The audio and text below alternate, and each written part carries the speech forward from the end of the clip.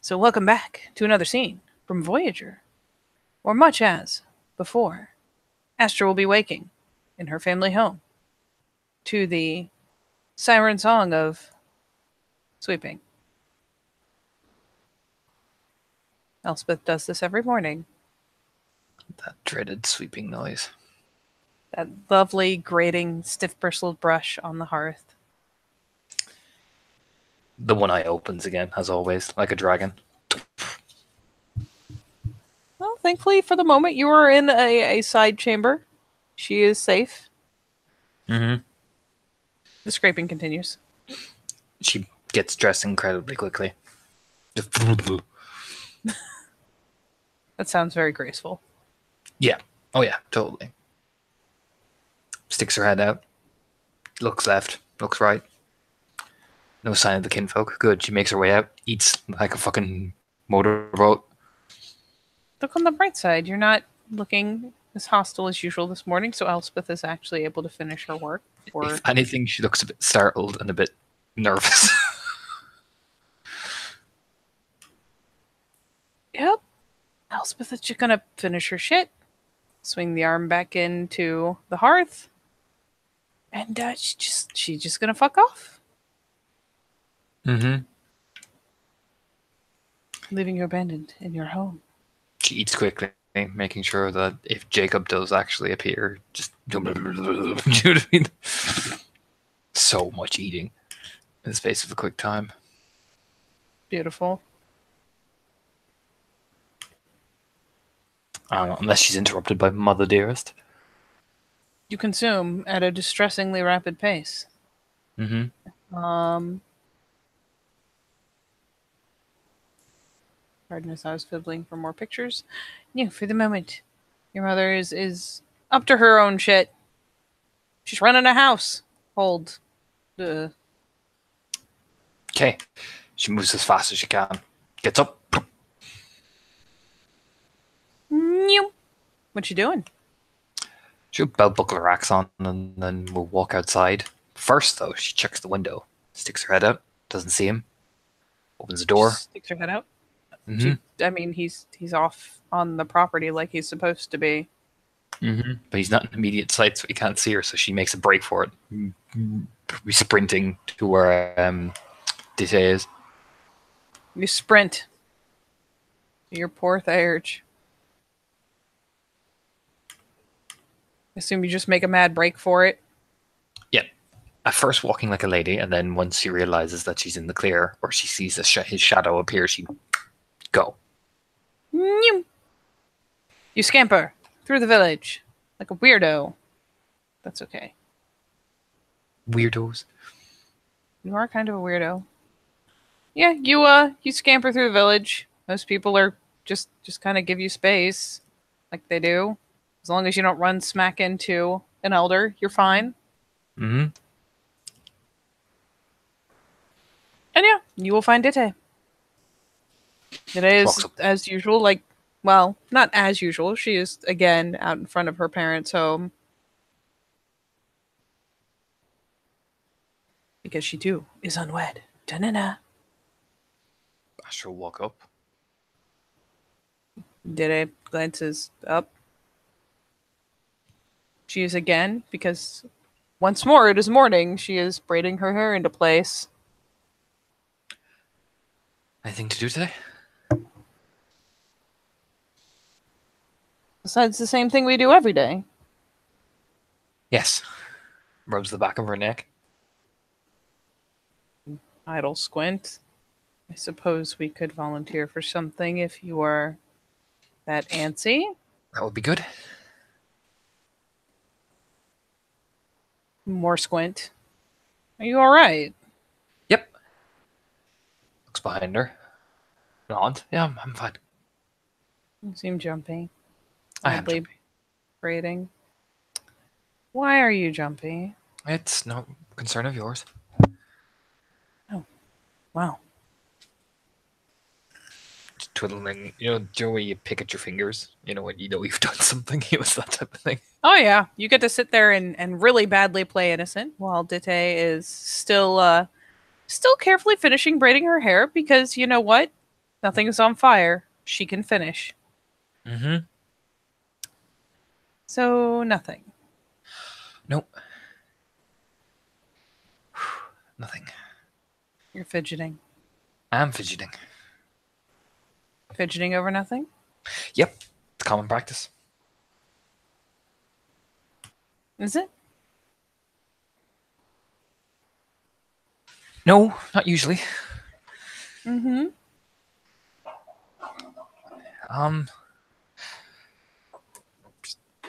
Rubs her face a bit, looks around suspiciously. Just pats the bench next to her. Continues. Sits down, looks around again, because that Ragabash is somewhere. Do you know what I mean?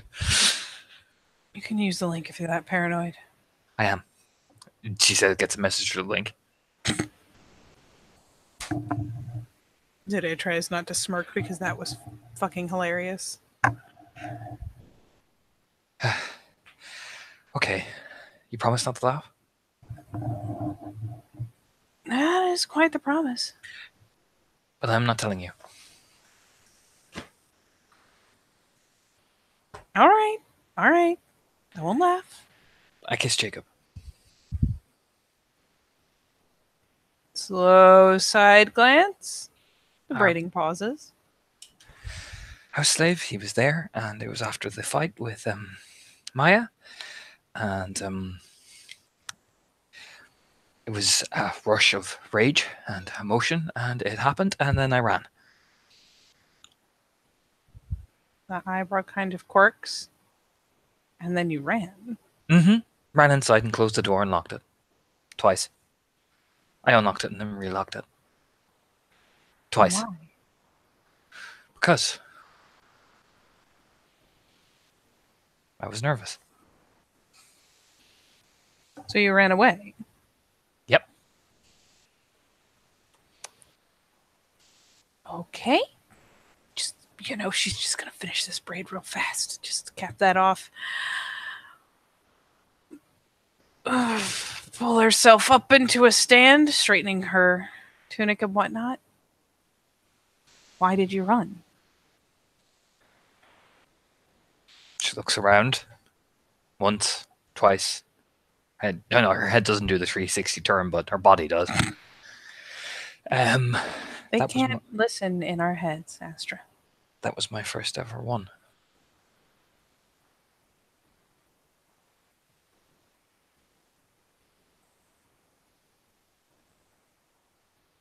Another just kind of bemused glance. I told you I'd been saving myself.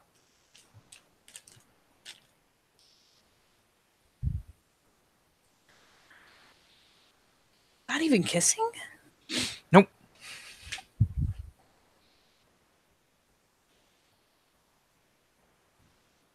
Well, look on the bright side. You didn't get caught up and drag him into the hayloft. No, I realized what I was doing, and he is a slave, and rubs her face. And of course, Dide is just playing it casual, pretty readily, honestly. Dusts herself down, has herself pulled together. Will offer Astra a hand up, pull her back together too. Trying to kind of mitigate some of the nervous glancing and paranoid shit. Keep acting jumpy, people will know something's wrong. But I did that, and You know, most of us learn like that, right? but you don't understand. So he's a slave. Mm-hmm. That means takes a breath. Are you planning to marry him? No. Then who cares? But he's not. You know.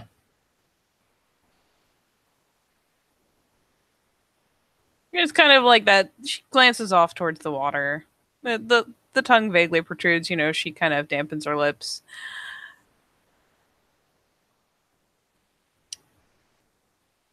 Most of us don't want to go into the wedding bed knowing nothing, Astra. But I was told to. Of course you No. were. All parents say that. Reaches out, gives her shoulder a pat, starts kind of leading her back in so she can walk around town, walk around the village. Rubs her at her hair awkwardly.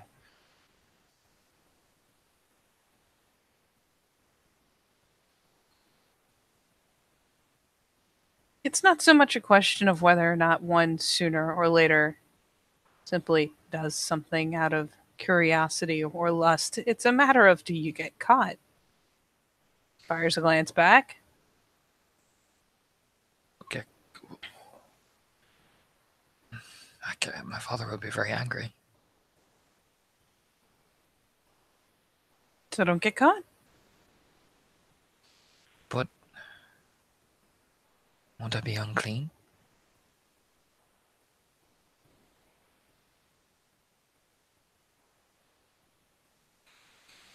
There's kind of a pause. She stops walking. Finally slings an arm up around her shoulders. Astra, even wolves choose their mates season by season. Sometimes the same mate every season. No, it's just they're very particular about it. And I have to do my duty and make. I'm not saying that I have to make baby. You know, she kind of like shakes her head a bit, like ruffles, like blah blah blah. Just saying it's meant to be pure Fenrir. She heaves a shrug. How can you be so blasé about it? Have you remember Ivan? Yes. You think I plan to marry Ivan? No, but it's not the point.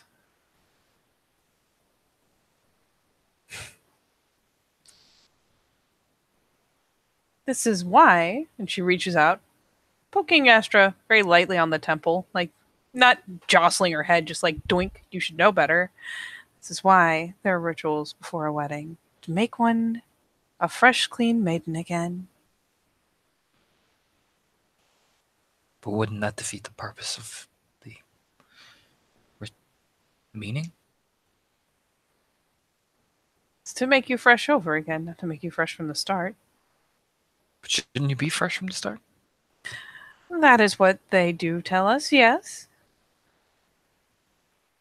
But then wouldn't it demean everything?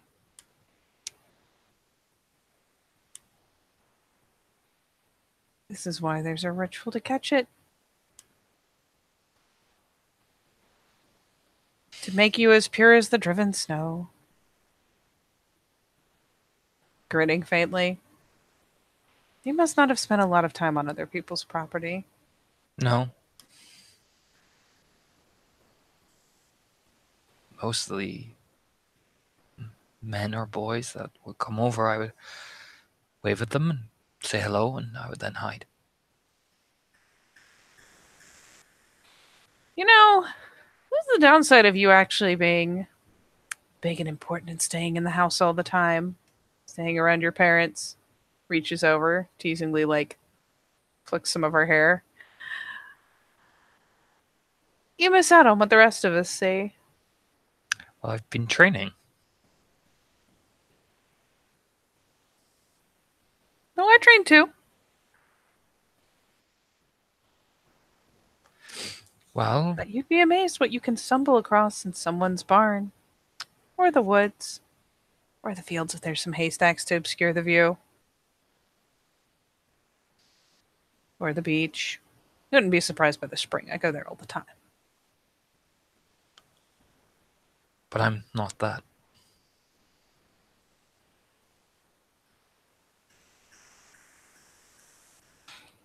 As long as people believe you're not that. But Pokes I her in do- the temple again. That's what matters. But I'd know. Kinda heaves a shrug. Suppose it's up to you. If you don't want it, don't have it.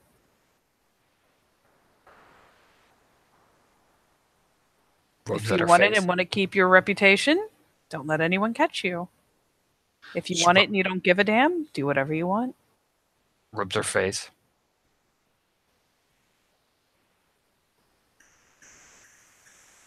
In case it's not clear, I've gone with the don't give a damn option. Still, Guru. I'll still catch something worthwhile. When time comes, I want to settle down and take one for myself.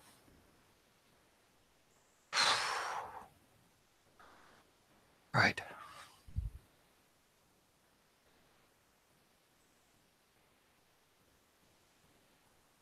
There's kind of a pause. Like they're walking through. Side squint. She just looks flustered as she's walking. What kind of kiss? It was on the lips. It was brief. Very clumsy, actually. What, like you would kiss your mother on the cheek? No. Like, I actually kissed him.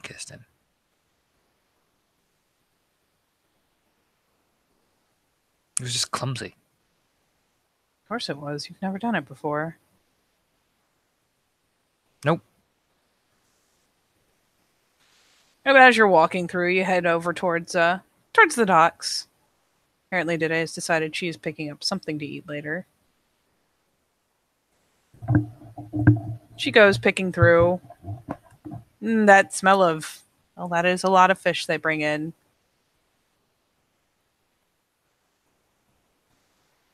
She finally hooks a couple.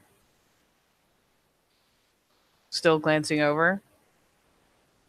That's just idly playing with probably one of the bits of fish, staring down at it. Again, she's keeps up that composure. Again, Astra's a very intimidating person, you know. To the outside world, she's the big stoic galliard with a lot of fury, but inside, you know, Diddy can feel it. She's nervous. She's pitching that glare around like it's cool. Mm-hmm. And Diddy, now that she has what she wants, has exchanged some coin for it. Kind of gestures her to follow. Starts heading off. Back through the village. She does.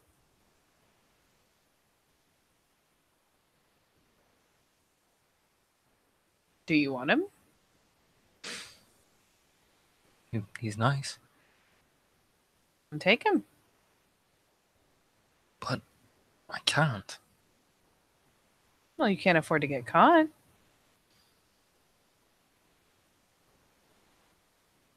Oh my. Then I'd be lying to myself, wouldn't I? No, you'd just be lying to everyone else.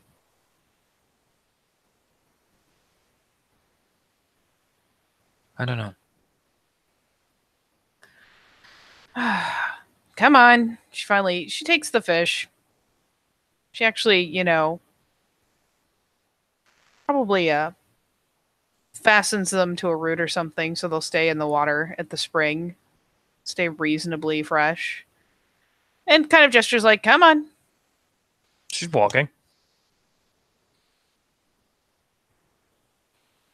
And she will head out into the fields, past the village itself.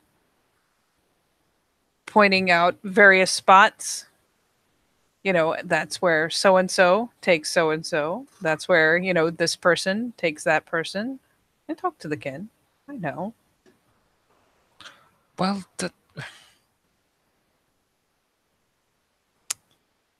She'll even mention, Sane at one point. Which one's Sane again? Shit. The Alpha's daughter. Sane. Hmm? Really? Of course.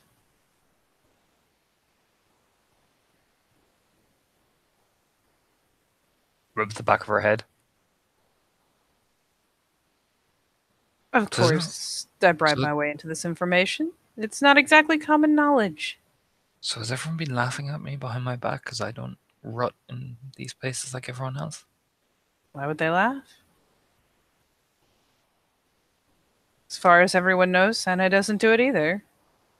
There's a vicious little smile. As far as the good people of the village are concerned, you and she and, well, not me, are just as pure as the driven snow. Even your brother took Maya off before their wedding night. Sane has proven a difficult person. Of course she has. You had that leverage. It's a matter of whether or not using it is worth it. It is a weapon, but it's something I can only use once. Depends on how we use it. It also depends on whether it's worth the consequences of using it. Well, that depends on if we're the ones who get found out to be the ones spreading it.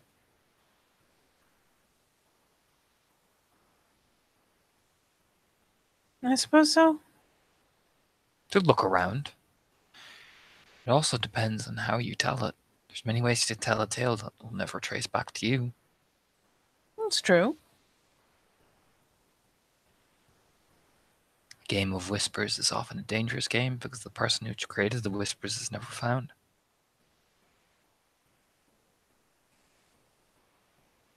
You want to see what happens to an Arun when people start whispering?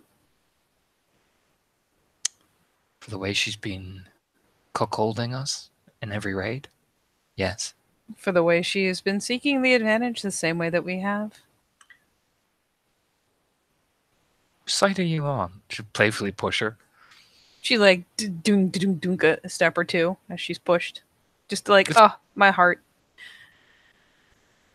I am on the side of someone who understands that we will still have to fight side by side with other packs. Of course. But let me just be very, very careful in how we do it. In ruining her reputation. Yes. You think that is equal payback for her one-upping us on a couple of raids? Yes. Says nodding like, And if similar rumors were spread about you, But then they're not true. does it matter? Yes, because we have proof that they're not true. Are you planning to have the Thayer just check to prove it? Yes. It's kind of like a nose scrunch. She's deadly serious.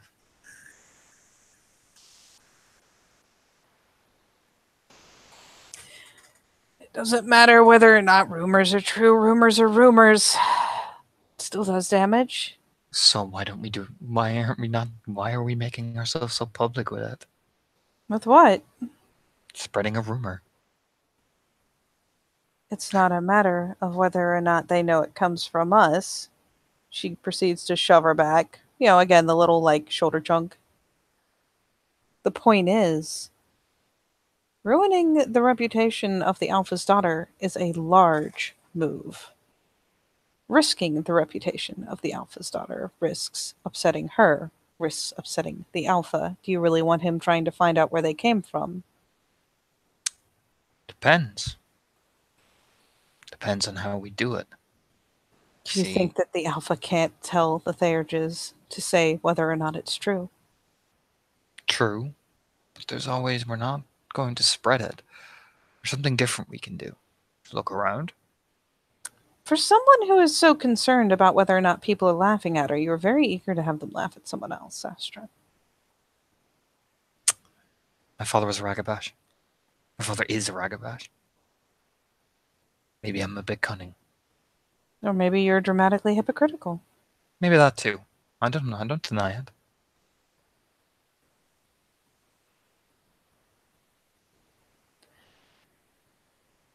Maybe I want to get this pack actually going somewhere.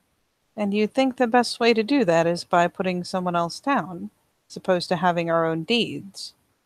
There's a big combination of both. Sometimes we have to be ruthless and sometimes we have to be noble. And you think being ruthless to our own, as opposed to doing great deeds for you to tell the tale singer or to tell it the moot, are the way... Her reputation suffers a bit. Yes. But is it going to affect her ability out in the battlefield? How bad did you think it would affect your reputation if someone found out that you were boinking a slave boy? It would hurt it, but it would not affect whether I kill the worm or not. No, it would just affect your entire opinion of yourself and everyone else's opinion of you. Which is why you're so worried about it and why you haven't just gone and gotten what you wanted. Kind of gestures vaguely over towards, her family's property.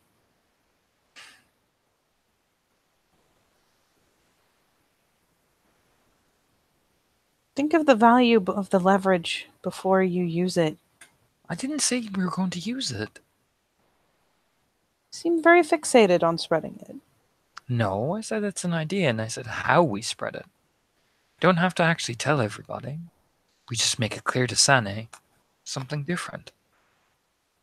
Details of the how are part of a planning process to actually do it. Leave it be, Astra. Oh, she kind of just throws her hands up in the air. I'm not going to use it. I'm going to dangle it over her head. And you think that will aid in any way in the reputation between our packs? Yes. Because we'll be right as rain. Because if we're not, in any way, just looks around. I really don't want to fight my own cousin, Astra. Why? Because he is my cousin. And because on the field I need to trust him to do his job. Instead of be eyeballing my back. Or yours. I don't need Sane making up excuses to start fights, because this has gone from playful competition to actual conflict. But they still get ahead of us, always. And we just sit back and watch. I don't remember sitting back and watching. Do you remember sitting back and watching? I remember sitting back and watching all the time. They get the best loot, they get the best everything. Sane is good at bringing in bodies. She's good at using her fucking leverage to get the right position.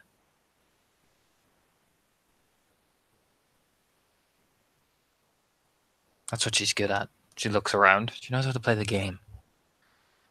And we're never going to get the glory if we don't start taking the risks to gain it. So we take risks in the field, and we accomplish great things, and then we come back and tell of them, and we gain glory. You don't have to step on her to go higher. We always have to step on someone to get higher. That's how it works.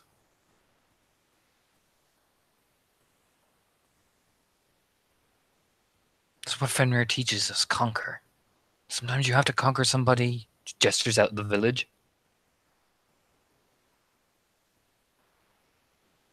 That's how this whole game works.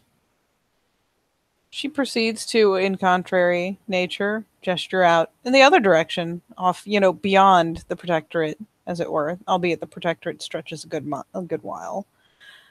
And beyond the forests, beyond the other villages, there are the dead walking, spreading.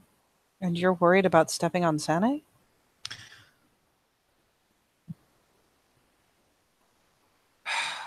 She shakes her head. I'm not saying there's no time for political games, but I'm just saying that this is not the time, and things have not come to a head. This is more the time than ever. If we're going to actually do something about it, we need to have the right people in there. The people who know what they're doing. The people who've seen what they're doing. Do you think Sane is going to be able to deal with that? I think Sane can tear a body apart to the point where it can no longer move. It's going to be more than just tearing a body. We all know that. It is. But she and Arn will do their parts in it. Yes. But they're going to need people who can actually deal with... Do you think the Silver Fangs are really going to let us waltz into their own territory to deal with the dead? Do you think they're going to care that we're in their territory when we're dealing with their problem? Afterwards, yeah, they will. These are Silver Fangs. They are. They are. So, we need people there who know what they're doing and know how to play a game that gets us what we want. Sane just knows how to kill things. We need to win a war before we play a game. We're always playing a game. It's the whole point. Stop thinking like your father so much, shove. Is that wrong? No, but there is a time and a place. Is there? First, we will have to take the field, then we can worry about holding it. Having a plan is something, but neglecting one plan in favor of the other. We're going out there and we're going to kill them. We're going to figure out what's going on, yes. But we also need to think of the other side, which nobody seems to be doing. Just because they're not telling you doesn't mean they're not thinking about it. The elders have had their heads together ever since that And what are we doing? exchange. Sitting here holding hands, hoping to God they come up with a good plan. There's kind of a... She finally stops walking, shoots a glance aside. Astra, we are Cleiths. What do you expect us to do? To look over, take the initiative. Prove to them, like one point, but kind of gesture with her head over towards the elders, that we're the ones they should be sending. Not her, not anyone else, because we're the ones who get the job done. Just us. For an army of the dead. For Oh all my of the dead god! in that Oh area. my god! Did they? Not just us, but we're the ones leading it. We're the reliable ones that they rely on to tell the others what to do. Not just us. Listen to what I'm saying. I am. You're not. You're jumping. I am You always pointing do. out what they will point out themselves. By what? Saying that Astra Saying us, not them. That's just picking my words. You are, Galliard. Picking your words is important, It Astra. is. It gives her a frown. It is. But also, listening and choosing what you want to hear is another important part as well. I'm saying, we're the ones they pick to lead. Everyone's going. They're going to be eyeing the people who are going to do it because the dead are rising. And we're going to crush it, but they're going to be looking at the ones who shine out of it. And afterwards, they're going to need the people who do that to manage those silver fangs. And you want to be the one managing the envoys. Of course. I'm a Galliard. You, above the Fosterns, above the Adrians, want to be the one managing the envoys. Is it wrong to have an ambition? Is it wrong to even be chosen as maybe one of the people on an envoy? She kind of rubs her face. Astra, no, but aiming high is good. But push it too high and you'll throw off your aim. Spreads her hands. What am I meant to do then? Sit here, braid my hair, ready my axe, and hope to God they point me in the right direction.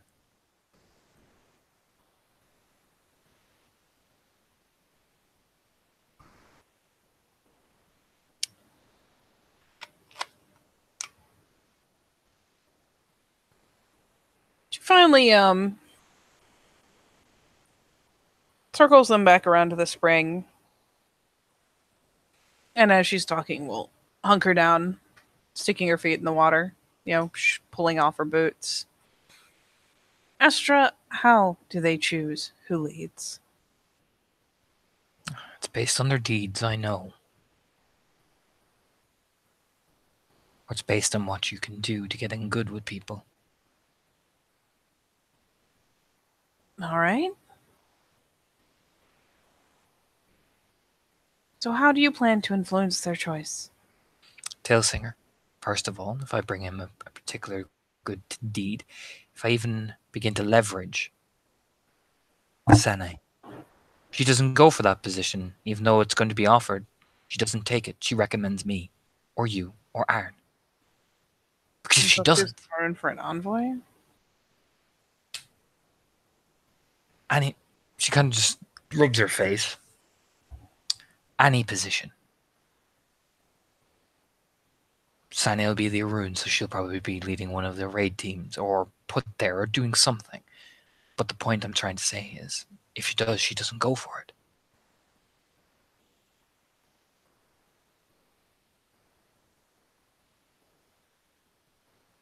Why?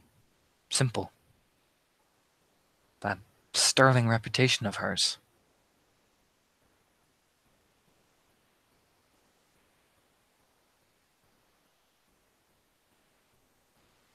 It just lurches back, lays on the rocks around the spring, feet still in the water. So she does reach up and again just kind of rub her face.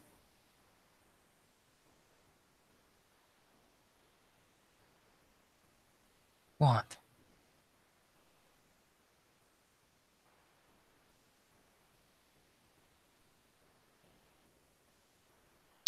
Bullying Sane is a lot harder than tricking her.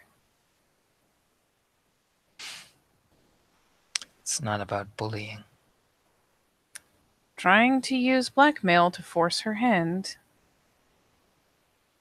would be a lot less effective than simply convincing her or tricking her into believing that there was something better for her to do. Of course, she's the daughter of the Alpha and she is an Arun. She will get offers. Then again, you and Arn are the children of the Beta. We're still going to get some preference. Fine, I'll just sit here then. And watch.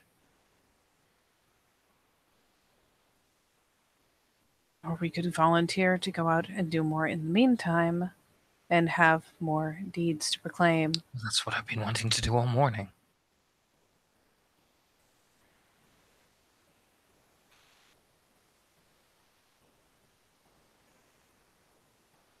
All right. No, Astrid clearly just looks fucking frustrated because it's like, it's my plan. Nobody ever likes my plan. Stomp. You know what I mean?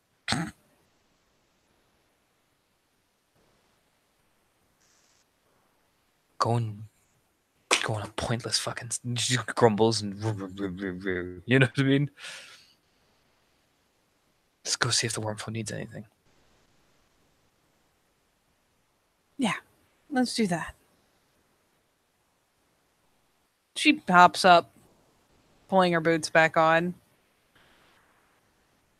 Just shepherding like let's do that. Let's do literally anything. And so, back into village you go.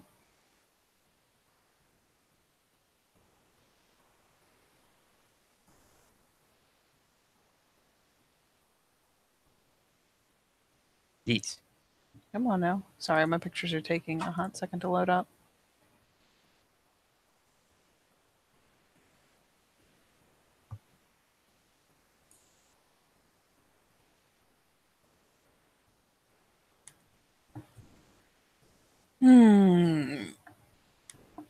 So, the two of you wander through, seeking out. And as I pull up his shit to make sure I've got him right.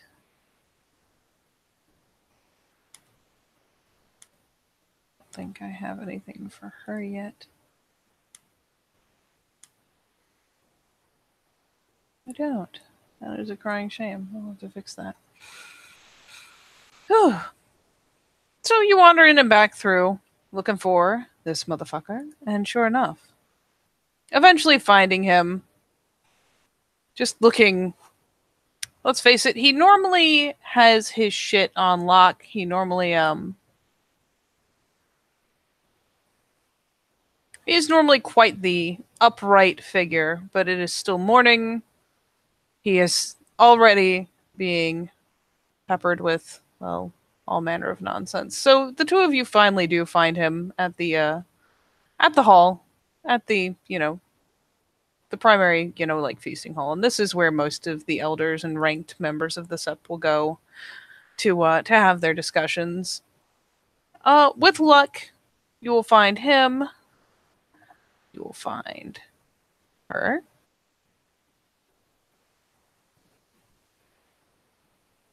And sitting at the same table, having a bit of a fuss with the worm foe is this guy. And the three of them are chattering, albeit not in a official looking capacity. Mm-hmm. But there's some discussion going back and forth as the three of them are sitting over their bowls, holding their drinking horns and whatnot. Actually, honestly, this isn't some huge event, so probably just sitting there with whatever, mugs and whatnot. But yeah, the three of them are seated there, idly talking, eating. She'll watch for a bit and kind of say to Diddy and the packling, how should we approach this? Hmm. There's a little bit of an eye narrow, thoughtfully, though she does just kind of idly ease into the hall and goes to collect from. I mean, this is also where the kinfolk can come to eat freely. Because of the whole situation with the village, like everyone contributes in part to these meals, and by the same token, anyone can come and eat. So yeah, she wanders in and ends up grabbing something for herself, grabbing a mug, like a horn cup, and finds a place at one of the tables and just kind of encourages you to do the same, even if you're just going to be picking at it. She does, yeah. She gets a cup and horn and bits of bread. Yep. And she will sit there, kind of nibbling idly, thoughtfully, trying not to look too often towards that particular trio. Well,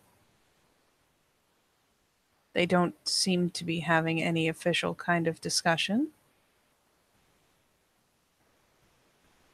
And the tail singer is there, and that's good. Order is there, which is also good. The, yeah, fuck it. She stands up and drains, the horn. It's a sit back in and just cracks her neck. Okay, I'll be back. Yep, with appropriate deference, you could probably find something that needs doing. I'm going. Walks over. Walk over. There will be.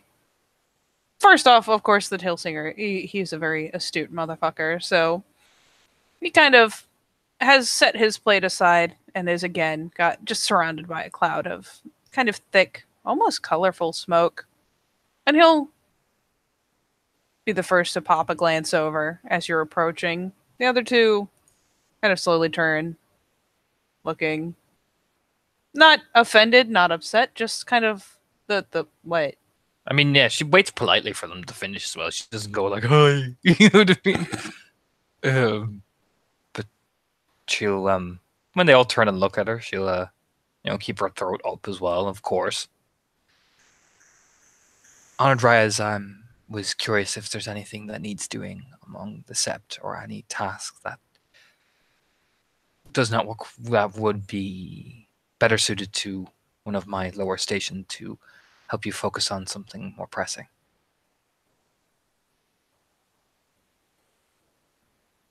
And it will be, of all people, the warder who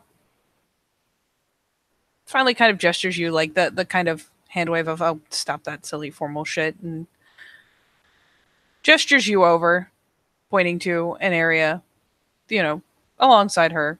It's a long table, long benches. Mm-hmm. Just kind of points, like, come here. Sits.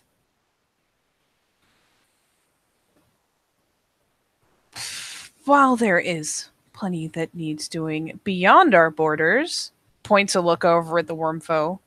He's kind of making the like, yeah, beyond our borders, like munching. Beyond my borders. Yeah, you don't like talking about beyond the borders because I like to focus on home. Essentially, kind of like you catch an oddly childish look out of him, all things considered. Then again, of those in position, he is one of the youngest, so it should only be so surprising. Albeit, it is definitely a sidestep from the demeanor he normally cultivates. So you catch a brief look of just the. There are certainly things within them that need addressing. How many are you back again? Kind of squints. There are 4 in total. Myself, my brother, Dite, and Krar. It's a thoughtful little squint for a couple moments. Oh, that twitchy thing you brought back, yes. Yes, yes, he is our Omega. That's suitable. And she turns a glance between the other two, at least briefly.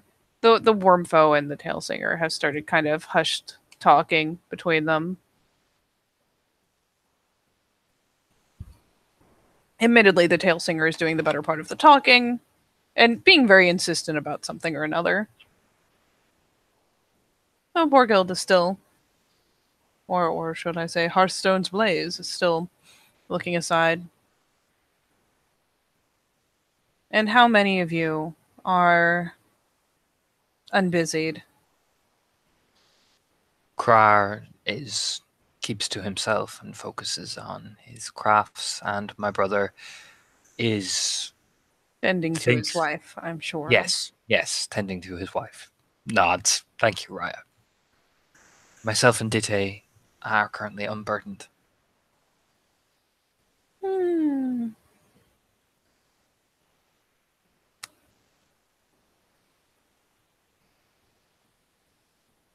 Two should be enough. And she kind of finally starts collecting her plate.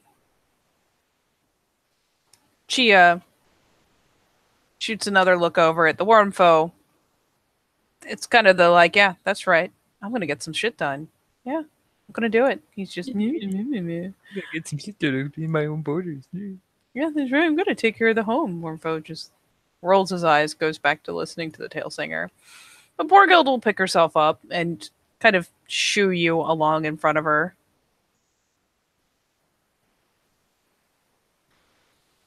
And we'll deposit our dishes offside for the more communal kind of slave population to deal with.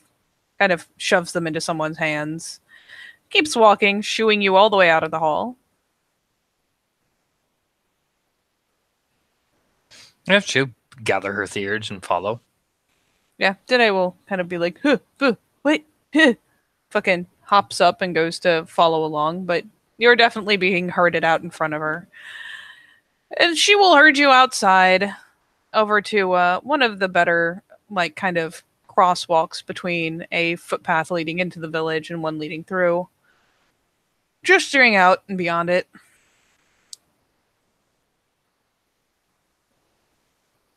Wild animals are a normal issue. But there is either something. Oh, let's see. Kind of pauses, tapping her chin, eyeballing, and she does like blatantly eye you up and down. It does the same thing to Dide. Clearly just assessing. Very impersonally. There should probably be more of you for that. There are, however, someone has decided that it would be decidedly clever to harass some of our kin as they come to bring tribute. Harass? And to take some of it for themselves. Out closer to the borders. Kind of jerks her chin off in the appropriate direction. Human or? There's an idle shrug. I don't have but so many guardians. Then there have been no deaths. There's not. Is there any of the kin that we can talk to that have been harassed? There are those that live out that way. Kind of pitches a glance around the, because just beyond is, oh, look, there's kind of where everyone sets up and does their bartering, does this, does that, kind of pulls back a little bit to squint in that direction. You're probably better off asking the locals to that village. With any luck, you'll just get harassed yourself on the way, and it'll make it simpler. Of course, Raya. We'll get right on it. They'll be needing a few things. Sending the two of you to take it means one less trip for the kinfolk, and potentially gaining some interest as you go. So why don't you take that there, and she kind of points over. And again, there is some measure of commerce that takes place. This isn't a bustling city, but there's still trading and bartering done. Why don't you take that there? Pointing out a cart that has been. It's not a large cart, there's just one ox attached to it. So that I can save myself some men and take it out to the village and see what you see. If you can find the source of it, all the better. If you deal with the immediate problem, it deals with the immediate problem. That is one less thing for me to worry about. Yes, Raya. She kind of makes a shooing motion. She does. She shoos like a good little girl. She'll get the cart, get her shield, put it on the cart, put her axe on the cart. Gets a shawl and kind of wraps it around her so she looks a bit more villagey, if you get what I'm saying. Mm-hmm. She'll look over at Diddy's. Diddy's is echoing your motion, albeit at a greater distance, because you know what? You can be the one to talk to her. You're the fucking beta. And she will make a brief aside to swing back by her home, snagging some of them travel necessities, changing up her clothes a bit. And yeah, maybe grabbing a weapon or two. And she'll come back in pretty quick time, keeping you up to date on what she's doing. And finally, we'll clamber onto the back of the cart. Like, oh yeah. Yeah, then I'm assuming, do we have an ox or something? You do. He's already yoked up and everything. Yeah, she'll slap the back of it and just begin to walk essentially alongside it.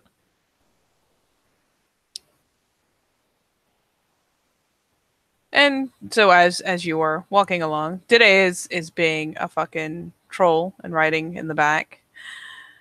So what are we thinking? You thinking bandits? Thinking If they're being harassed and there's no deaths, it could be bandits. But bandits sometimes kill too, so suppose so. It's in here. Could be an animal.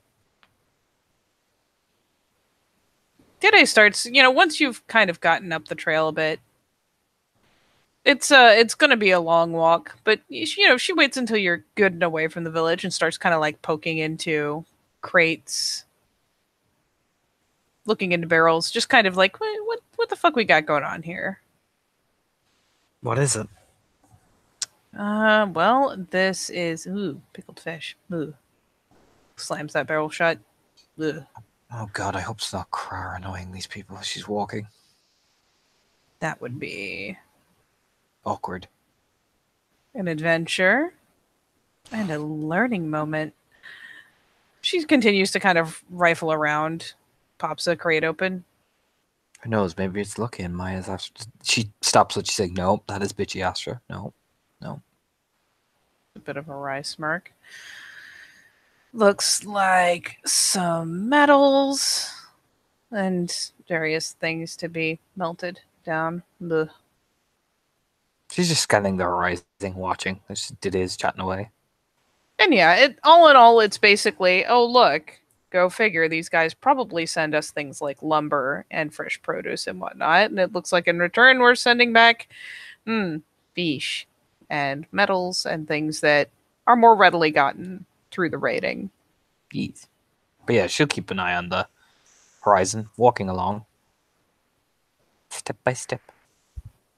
So, sooner or later, whether Astra decides to walk the whole way or eventually gets up into the driver's seat, because the ox oh god, wait, do you have, hold on, let me eyeball you real fast to see how much of an issue this is.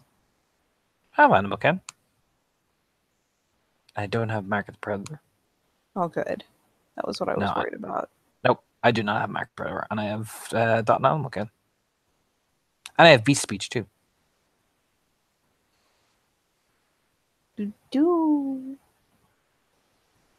So Oh god, that's right. I forgot you had that. How delightful. shouldn't be too much of an issue. No, you don't have any issue with the bull. He doesn't seem to give much of a shit. To be fair, you can tell like some of these animals are used for this, for that, and in this case, this fucker is just going to follow the fucking trail until you tell him to stop at the same idle plotting. Mm-hmm. So sooner or later, Ditto will be like, "Why don't you climb up here? Jesus, long walk. Watching the horizon. You can't watch from the driver's seat." She says, leaning back against one of the crates, arms behind her head. Admittedly, watching the tail, but If we are ambushed, it means I can move faster. suppose so. Besides, I don't mind the walk. Gotta be a long walk. They will keep me fitter. I'll climb up when I'm ready. For now, I'm watching the horizon. All right, suit yourself. After about half an hour, she climbs up on the thing. Yeah, it is a long, long road. You're going out properly into the Protectorate beyond the Bond. Out to where there are various villages, and there are some kin in these places. There's also just honestly, it's kind of like very remote farming communities. It's there's never but so many in the same place. Mm-hmm. But because there are only so many properly trod roads, they all tend to eventually just kind of migrate onto the same road, going from point A to point B. Mm-hmm. So, you tread along. Sooner or later, he will come too. Oh, hey, look, a farmhouse. Over there. You'll pass a couple farmsteads, essentially. Should look over it, did he? Should we ask the questions to these people? If they're human, you kind of will frown. Maybe it is better that you ask? Or should you want me to? This is... There's kind of a thoughtful squint. She's trying to kind of figure in her head. That's that farmstead. That's that farmstead.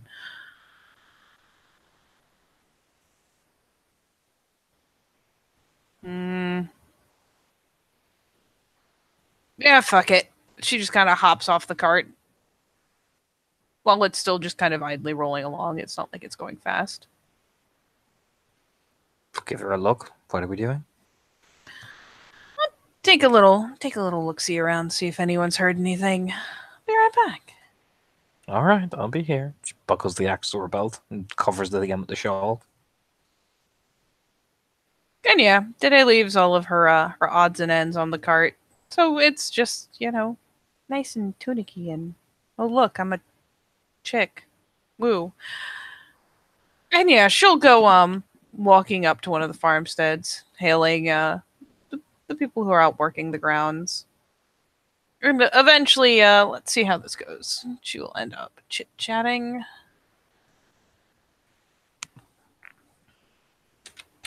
I'm probably the better person for this, but so much rage. So much rage. No guaranteeing their kin. Yes. Let's see. We'll give her... How sociable is the ditties? Yeah, she's reasonably sociable. She's not inept. She does have to deal with spirits and whatnot. She does okay.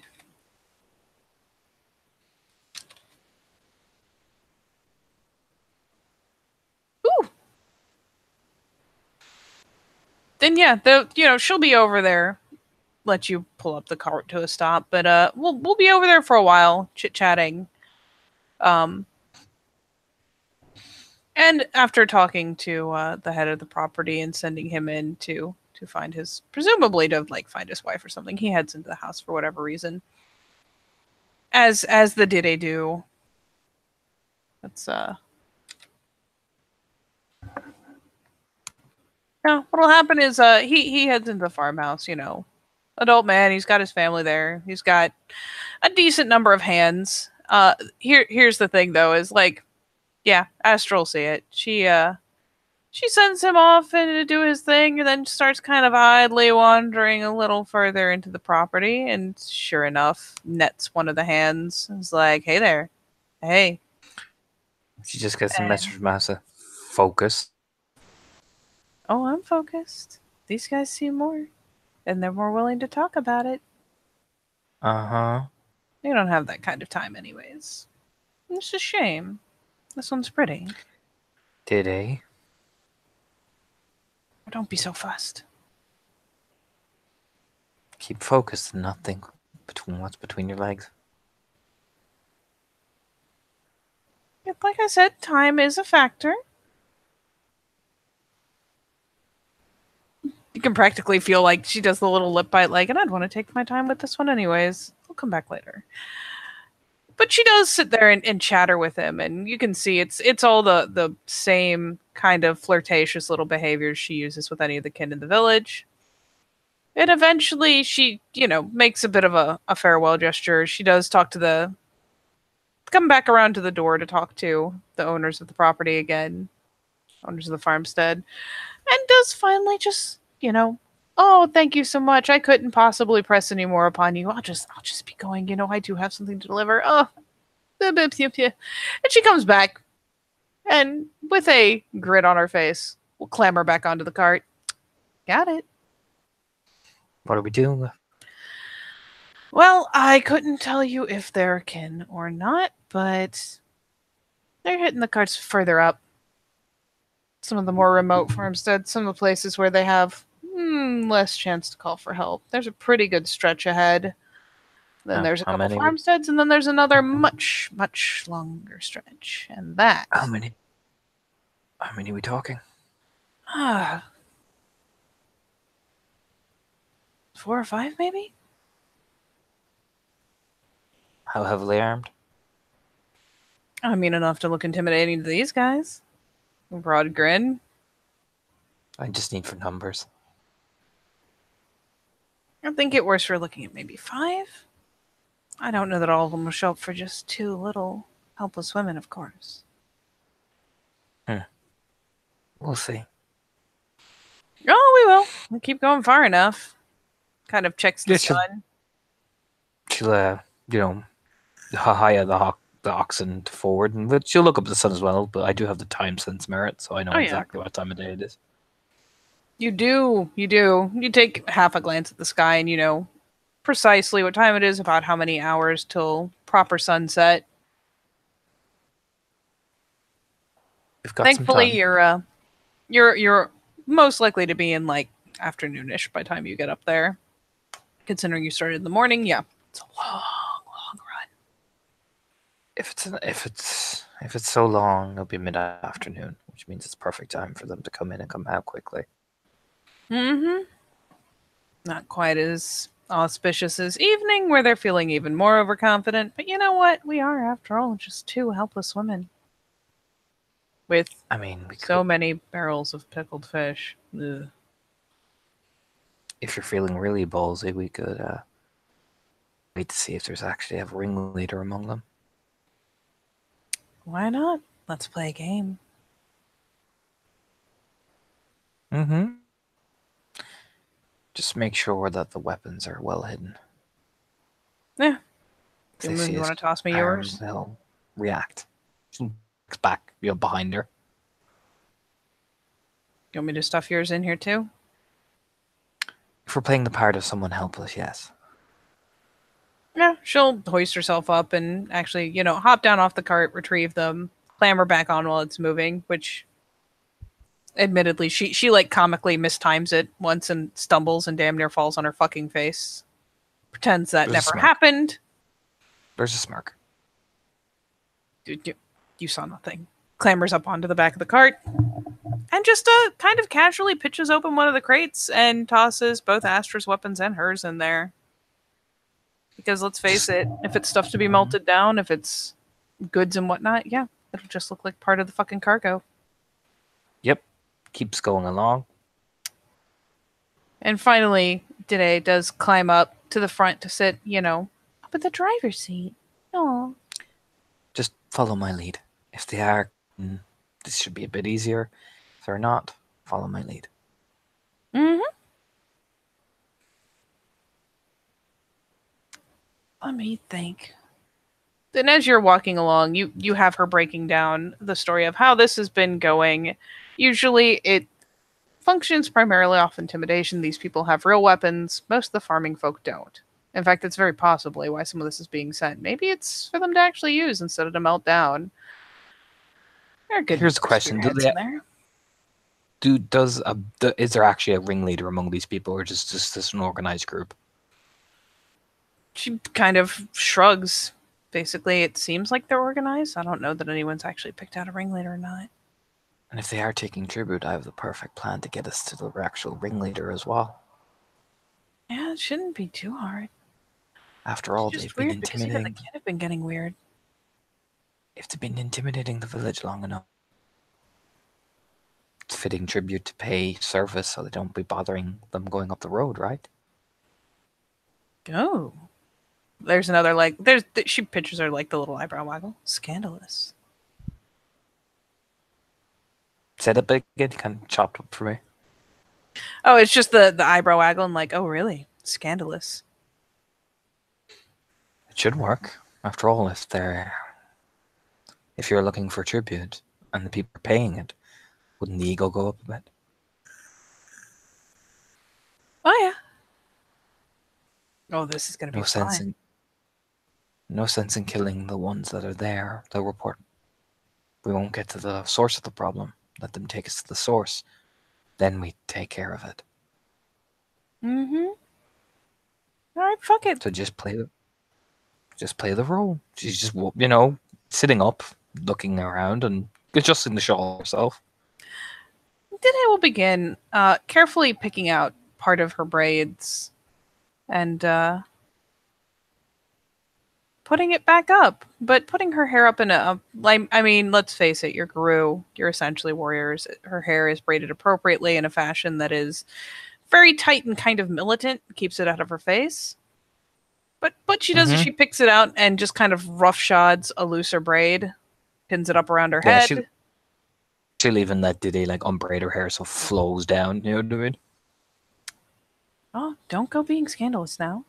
Kind of again, it's she roughs out a very loose braid and coils it up, pins it on the back of her head. After all, only a husband ever sees your hair down. She'll look over. Now, if you want to dramatically pitch your hair down, just keep it loose. I can do that. Oh yeah, there's she'll actually make sure she's aware. It's there's a pin here.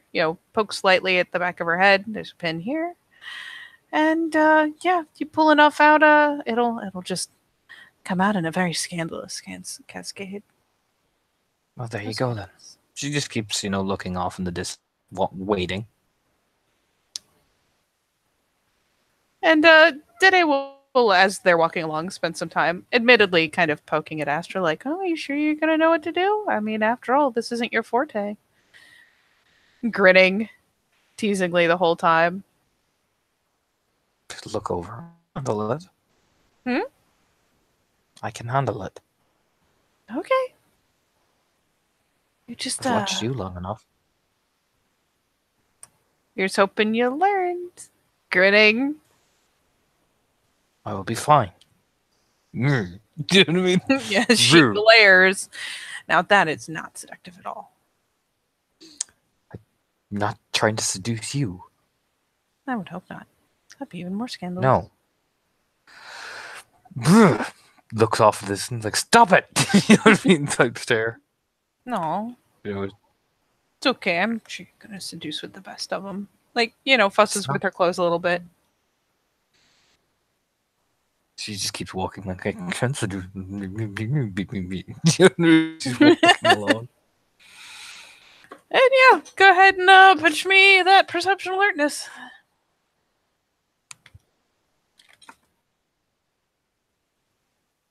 Oh, that is the wrong number of dice. Astra sees all. Rolls 410. Yeah, you'll see it first. You're going along. We're hitting that nice afternoon where it finally starts getting a little cooler. You're heading through a broad stretch where it's you've actually gotten out to where there's a little bit of greenery. God bless you. There's, some trees. It's not full forest yet, but you are in a broad area where you know that the next forest, blah, blah, blah, blah, blah. The next farmstead isn't coming up for a while. It's been a long time since you passed the last. And yeah, Dide will be, drinking out of a water skin as you finally spot some motion. Astro just say very calmly in the backlink, there they are. Well, ready your helpless screams.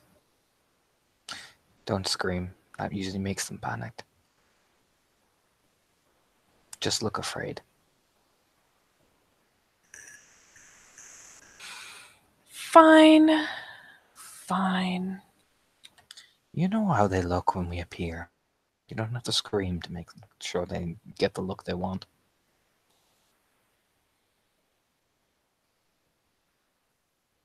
They're more try to kill you if you scream. If you look over.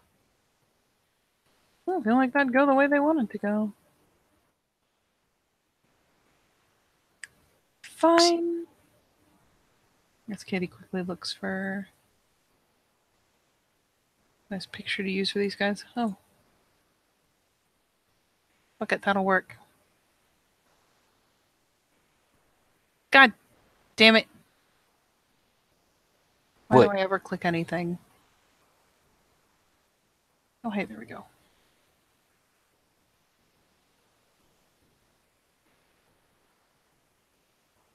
Be nice if I could find something a little less archery based, but fine. Oh, hey, Artemi. What are you doing in this search? This is my life now! Every time I go through to search for something, random characters pop up, and I'm like, oh, hey. Okay, we'll go up and use this one.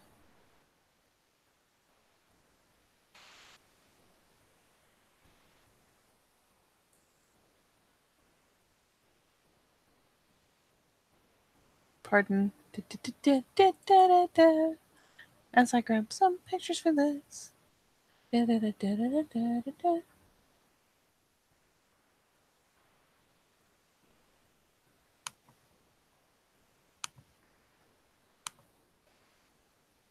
Ooh, let's... Do we take that guy? Let's take that guy.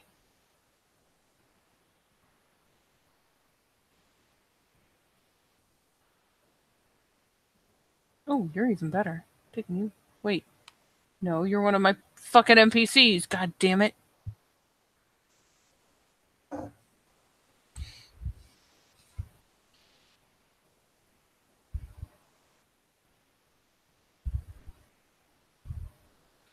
Alright. So at least let me get this one up. So you are actually, we're gonna say, entering some younger forest, as it were. Basically, you're heading towards the edges of where it's getting wooded. You've got some trees, most of them are fairly small, but you're starting to get some actual shade, some cover and whatnot. And because these are the guys I found, these are the guys you'll see. We'll pretend really hard they're all dudes, because that suits my my plan Aesthetic. better. Mm-hmm. And she'll see them. She kind of will stop the ox then, almost like, of course, the ugh.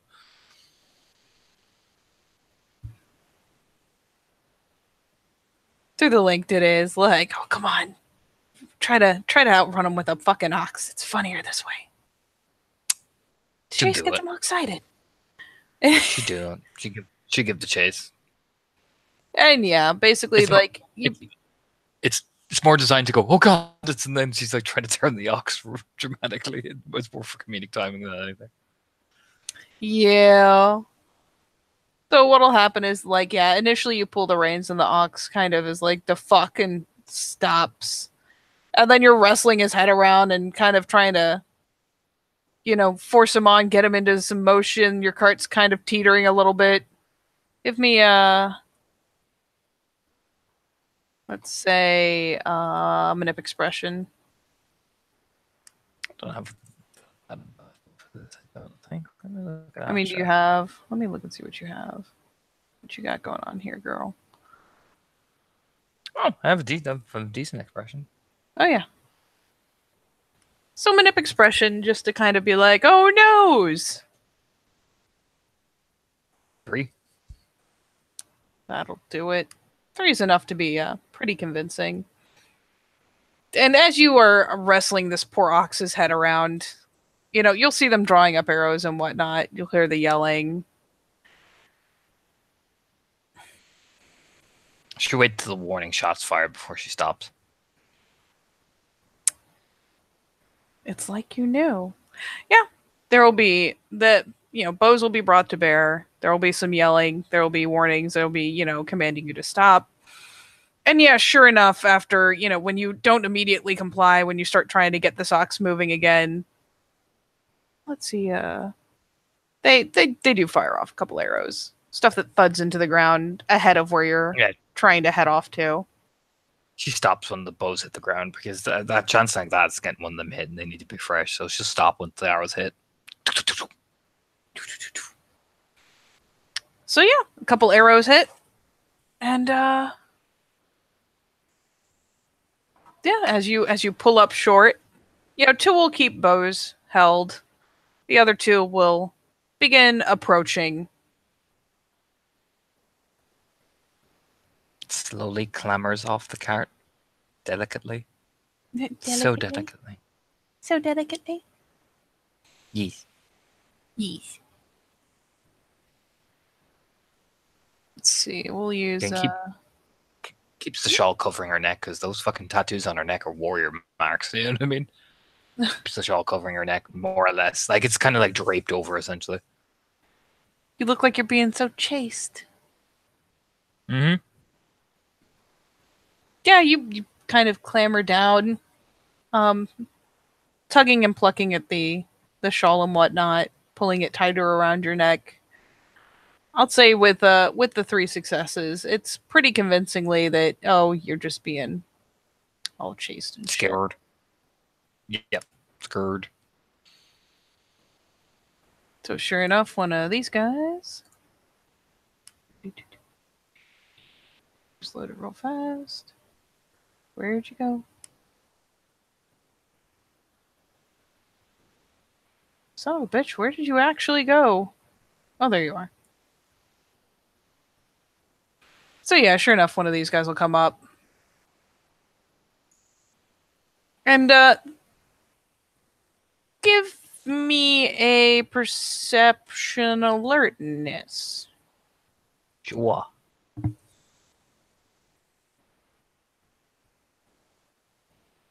One. That'll do it.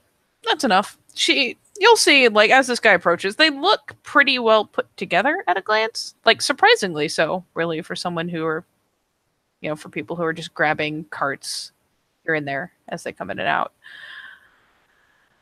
They look surprisingly well put together, but as this particular guy approaches and starts, yelling at you to hand over what you've got, the other one's, another one is approached from the other side, kind of an unconscious, like, pincer maneuver, and is pulling Dide down. She is, of course, making with the girl's little squeaks of distress as she is, grabbed by an arm and hauled out. First thing I'm going to do is I'm going to check for any type of pure breed. Ooh. Any distinctive smells, anything unusual. Roll the primal urge, essentially.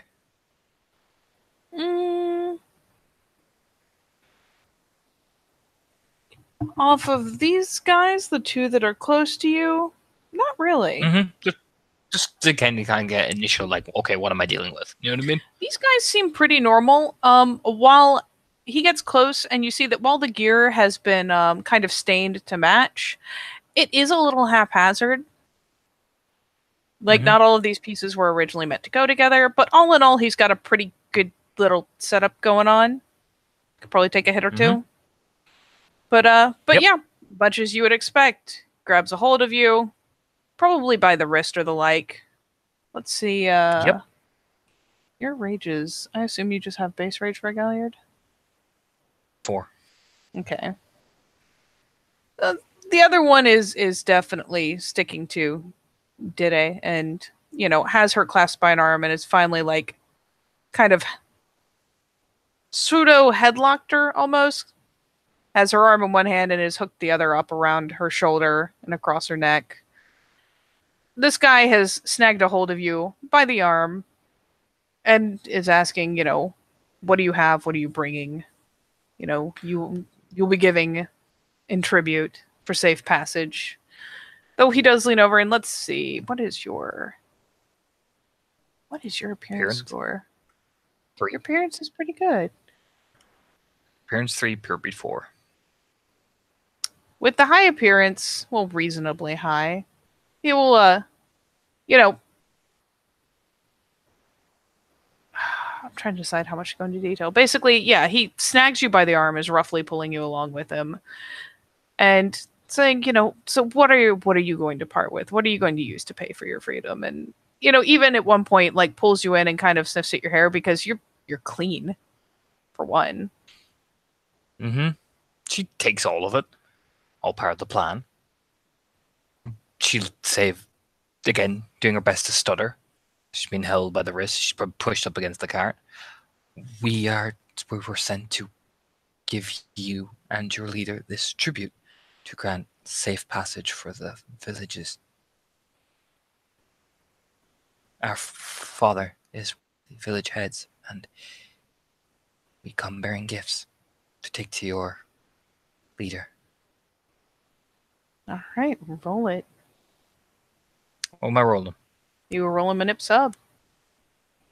Well, your Let's beautiful, spend beautiful woo-hoo. lie. You may. Ooh! 5. Yeah. Hook, line, and sinker. And yeah, you get kind of thudded up against the side of the cart as he's looking over, kind of glancing to see how much, sheer volume-wise, is in the back. So he finally, with that very nicely stuttered lie, is going, kind of looks over, squinting over the mask. Tribute. Yes, we have fish. We've weapons to be melted down and handed over, and other various bits of food and lodging and timber.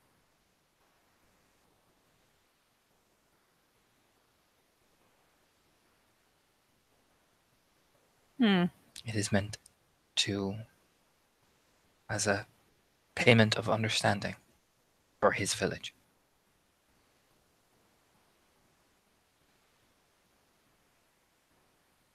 You can see him scanning a glance over the admittedly pretty valuable contents.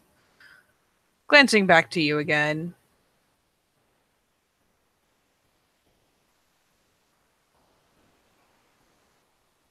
And let's see. He finally kind of breaks into a grin. The other two that had kept offside are starting to kind of circle in. It's admittedly, you'll have to admit, give me a perception leadership.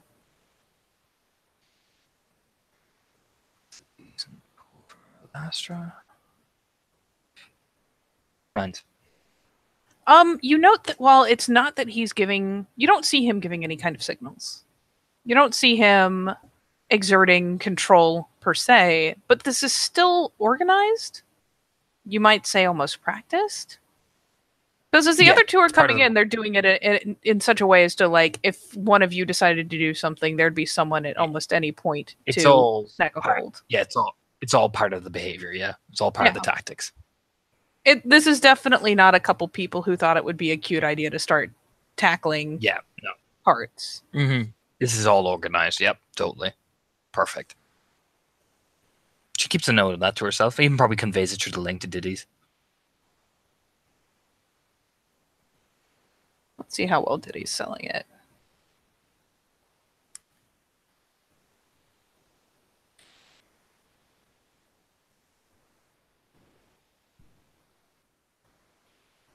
See what I got for Diddy's.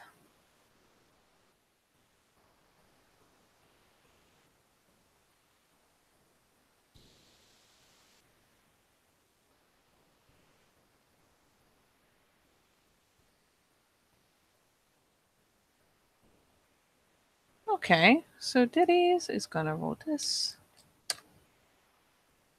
Oh yeah, she sells it as hard as you sold your lie. She is making the most piteous little noises and is actually kind of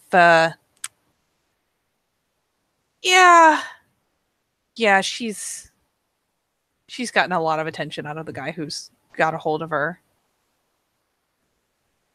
And at one point you'll see in fact the guy who's holding on to you kind of looks up and barks at the other guy. Fucking keep it in his trousers. And gives you a bit of a shake, kind of thudding you again against the cart. And what do they expect us to do with you? Just let you walk away.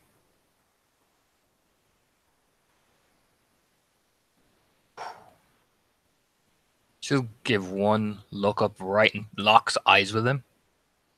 We were told to give this to your leader. 2 of us.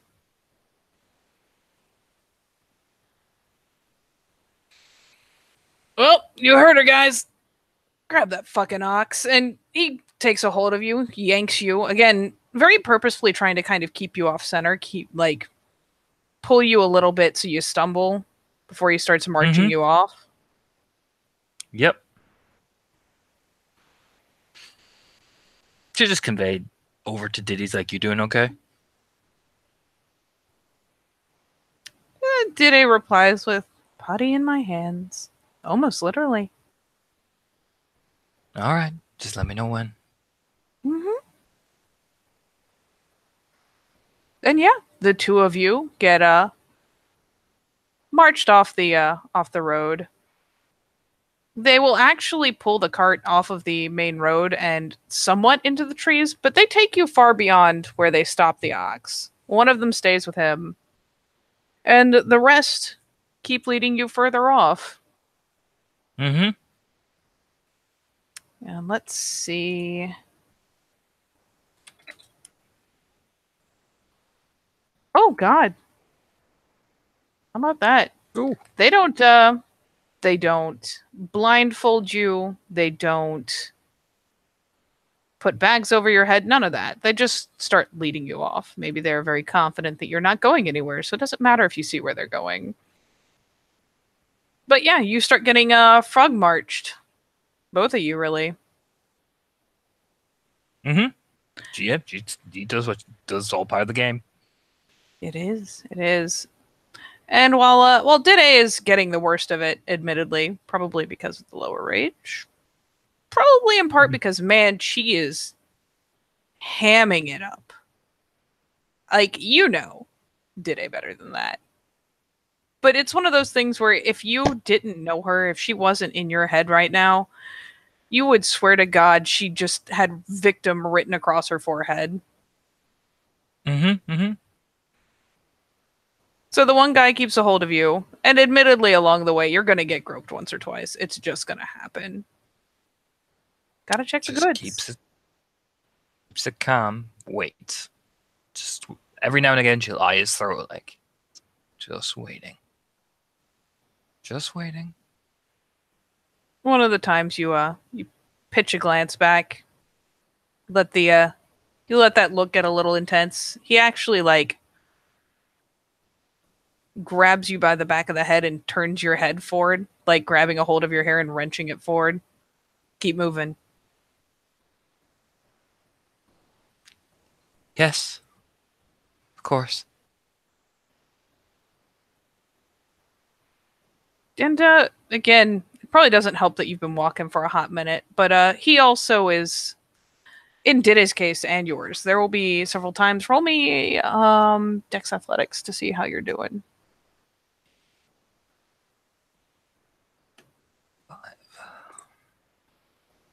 5. Nope. I fail. It's not botched though. Yeah, you fail. So basically, you will find especially, like, the guy is essentially, he's fucking with you. He's bullying. He will pull you several times across places where there are plenty of roots. You will be tripping. You will occasionally fall. Each time you'll be roughly dragged back up to your feet. That's but you fine. can tell he's putting you through this on purpose. Oh yeah, that's fine. I don't have any merits which dictate my main patience score. That's playing along and savoring that moment. Like, you have your fun, but it's gonna happen. Do you know what I mean? That type of, Diddy can feel it. That's right. Keep making me angrier. This is gonna get good. Yeah, by like the third time that even Dide goes like face down in the dirt, she's scrambling as the guy like grabs her. Like, one of them grabs her by the hair, one of them grabs her by the back of the tunic. They yank her up, and she's like, "Oh, can we burn them? Let's burn them." Not yet. We need to see the leader first. Oh, but when the time comes, let's burn them. Oh, I have my plan for this one. And yeah, you'll get yanked along and finally taken to a camp. Well off the treaded path, well out beyond where anyone is farming, where anyone is likely to be wood cutting. Like, this is one of those things where you can tell this is potentially started as like some of a hunting lean-to, and they've built it up. There's reasonable shelter there. It's not pretty, but it's enough to keep the rain off their heads and off of the cargo. As they're entering the camp, this guy will gesture to a couple others. A handful will get up and go back the way you came, taking off at a good trot to help, as far as you know, and in fact, based on what he says, help haul in the cargo, haul in the goods. And you and Dide are gonna get dragged over, and you're going to get bound to a tree. Both of you with the hands together, admittedly in front of you, but the hands are tightly bound together, and they hitch both of you around a tree. Just nods, waiting. And look over did it in the back lane, going, now it's the waiting game. Mm-hmm.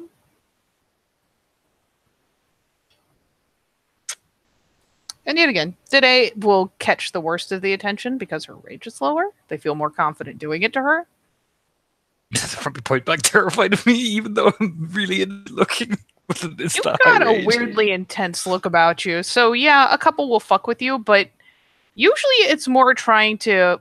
It'll be something where you're looking around, you catch someone's eye, eventually they come around and give you a knock because they don't like it.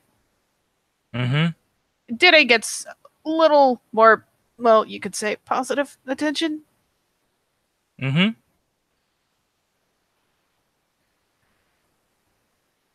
It's fine. She just closes. That leader's gonna appear. That's all she needs.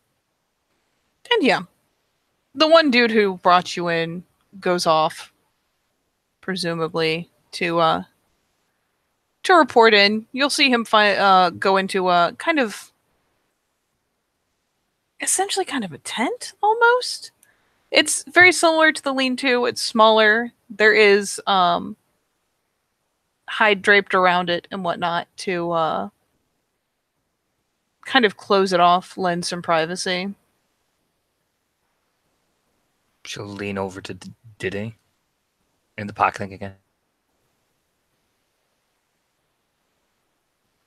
What's he say? What's she say in the pack link? At the tent, you see that? Yeah, seeing it. You okay? Mm-hmm. You sure?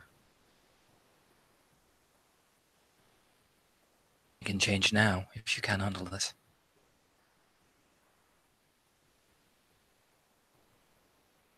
Worry about it about time one of them tries to take me off this tree. They're gonna take me off the tree. You do feel at least one point where one of them gets a little too prolonged attention. You do feel kind of that flush of temper as she takes a point of rage. She'll turn to Dide. They're gonna take me off the tree into that tent. When I go in, give me 5 minutes. Then kill them all. No mercy. But keep the leader alive and the one who touched you. He's for the pyre. Oh yeah, he's going on the fucking pyre. Fucking shoots a glance after him. Even in the link, it's just kind of that whisper of, oh, I'm gonna treasure this. Just keep it calm for now. You'll be alright.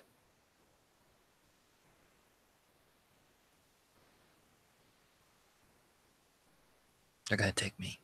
Just nudge her head to the side, touching Diddy's head.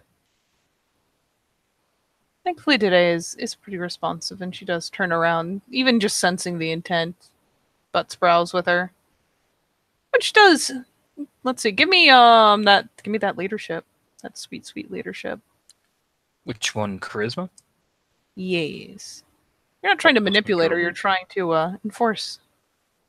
Trying to hold up. Poof.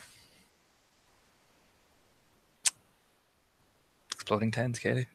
Oh Jesus. 1, 2, 3, 4. That's 4, Seven. 5, 6, 7. 7. Jesus. There we go.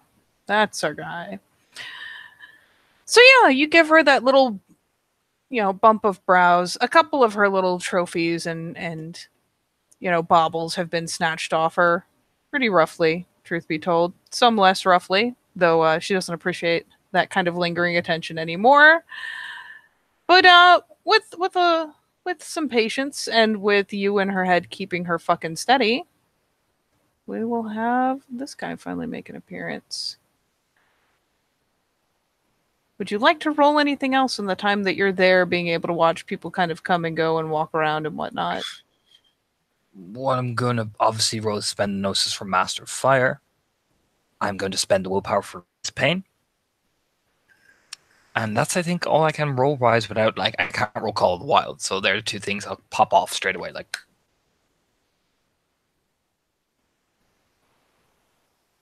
No, she is also spending for Master of Fire. She is also going to do this. She is a good, attentive Theurge. Can't roll for Vantage Defenders, otherwise this would be go horrifically wrong. But no. I Master Fire and Resist Pain. Let's see, it is that. And at some point she gets a bit of a break in the attention, and again, you've soothed her temper somewhat, so she's looking around, she's assessing. Would you like to roll Primal Urge? Sure. Do it.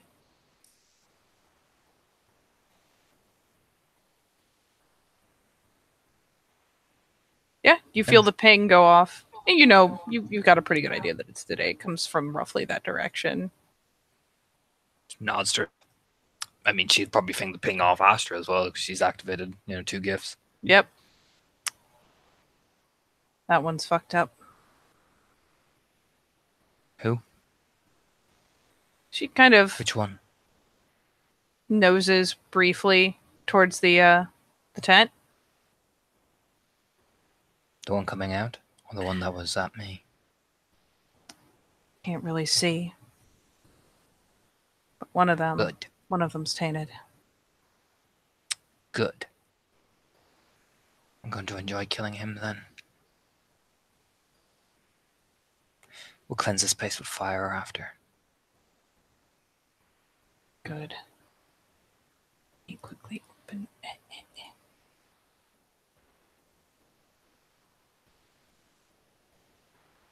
Ugh, not that. My misclick foo is fucking strong today. I apologize. Yogi. Oh, fuck me. That is not what I... No, stop it. Stop everything.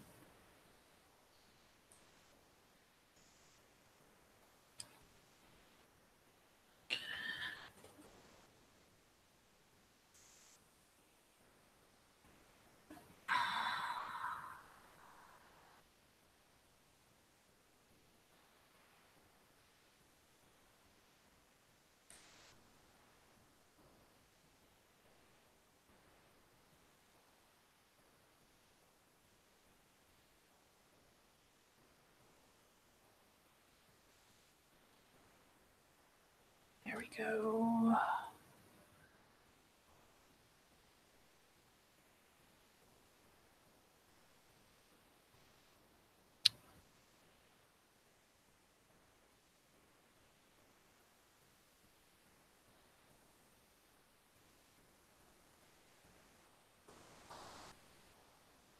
Where is... Boop.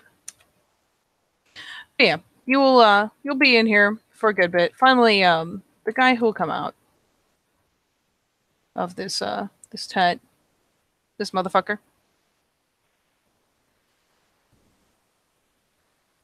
Mm-hmm.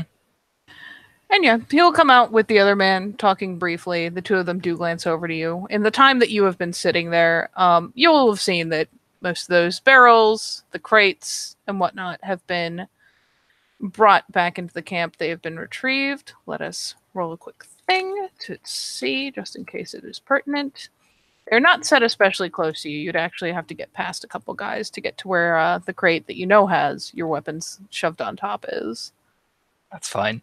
Did he specify which one has the taint? Let's flash it again and see if she can specify.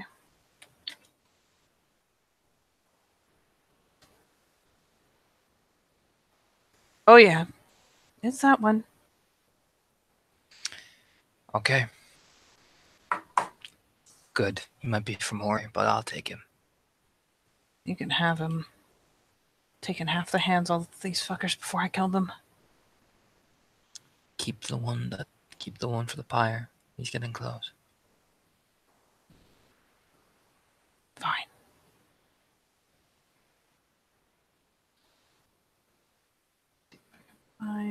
Should kind of wait, till the one of them is looking. That motherfucker's looking directly at her. Mm-hmm. She go and do the hair thing. She kind of will shake her head against the back of the tree. You know what I mean? So the braids will fall out. Oh yeah, you can. Your hands are bound in front of you, but you do have a bit of a lead, so you can lift them up to pull the thing out. She will. Roll it. Seduce this motherfucker. Spending the willpower, because fuck me.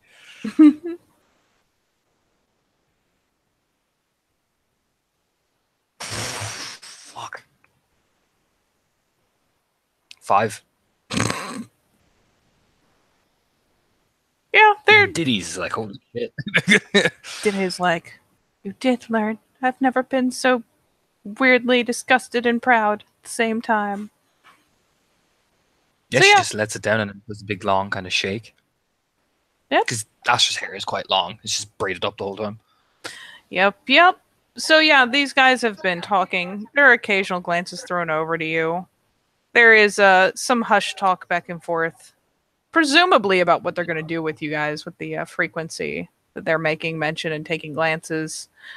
And yeah, one of the times the guy takes a solid like up and down assessment of both of you. And he first looks Dide over and kind of shrugs, kind of like, okay, gotcha. Looks over at you and you pull this fucking move. And there's a pause. And that man, the expression shifts a little bit. And he almost immediately turns and just says something casually to your brotato here. And what will happen, just very quick, decisive little thing, and so this guy will come back over and we'll first snag you off. Just keeping your wrists bound. But we'll take a hold of you, essentially untie the lead from about the tree, and grabbing you again very roughly by the arm, will issue you over to him. And then almost immediately returns to unhitch Dide and begins to pull her off towards the rest of the camp. Astra will just say 5 minutes. If it gets too personal, you know what to do.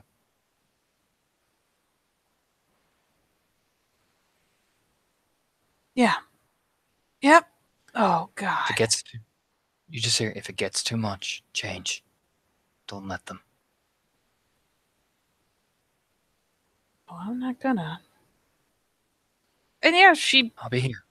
She proceeds, you'll see, to even tactically, as she's being yanked off, and you are, of course, being taken. The big arm hooks around your back to guide you back towards the tent. But just before you turn away, see, like, oh, I'm gonna kill all these motherfuckers, and did a very, very much on purpose. You can feel the intent. She purposefully stumbles and falls as a stalling tactic. Nods and waits till she gets in that tent. Like, that's it. Just need to Oh, buy me yeah. some time. Yep. And you'll be just so gentlemanly issued into this tent of sorts. There's a number of hides. He just kind of pulls one aside to issue you in. Not taking you by the arm, as the other guy did. Not nearly so brusque about it because, oh my, hello.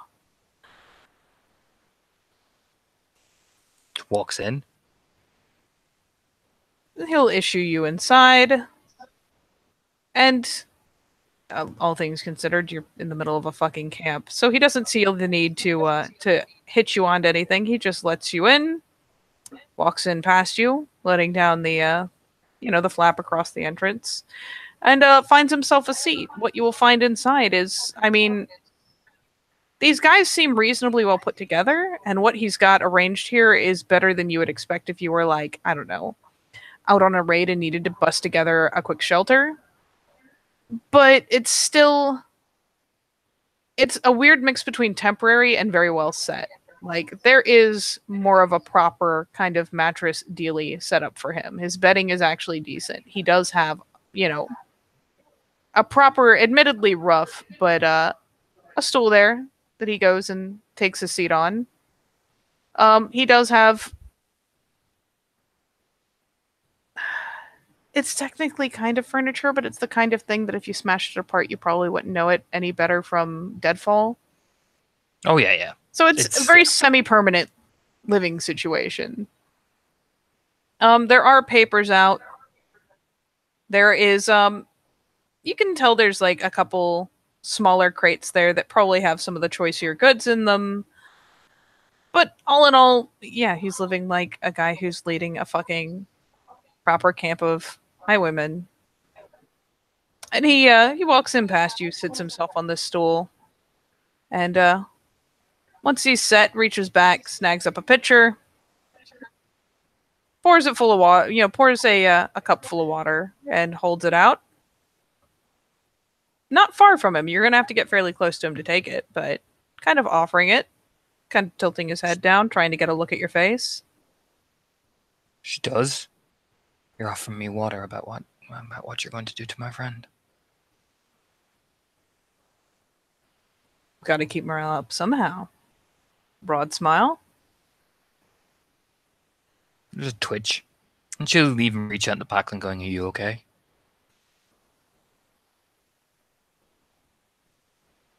There's kind of a... She is definitely frazzled and annoyed. And it's something, she at least has still got it together enough to be sassy about it. It's like, these guys really don't believe in foreplay. Tell me when. Tell me when you've had enough. Oh, it's not going to be too long. Okay. Son of Just tell me when. And you get the distinct impression, like you even hear a yelp from past the tent. And she's annoyed enough to be kind of flooding a little extra, so it's like you get that brief intense taste of like copper in your mouth as you hear the yelp. Takes the water and slowly sips it. Serves him fucking right.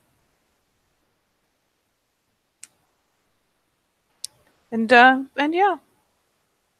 You take the water, and he shrugs. What did you think would happen? You take both. But see, there's taking my share, which is admittedly generous enough to take half in this case. But taking both?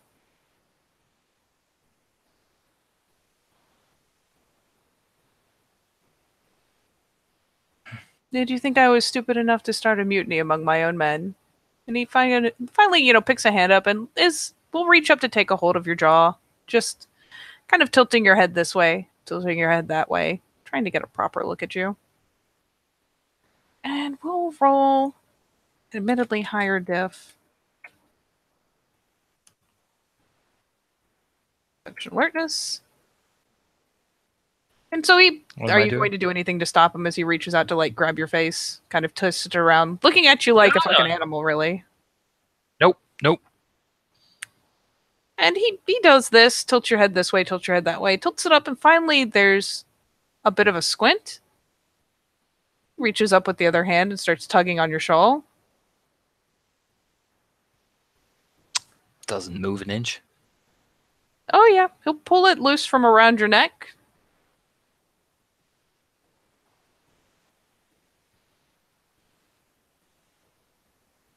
You hear the kind of like, Something displease you? the fingers get a little tighter around her jaw. He pulls her head down.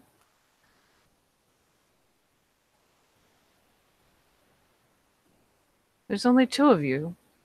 What's the game? My father told me to bring this to you.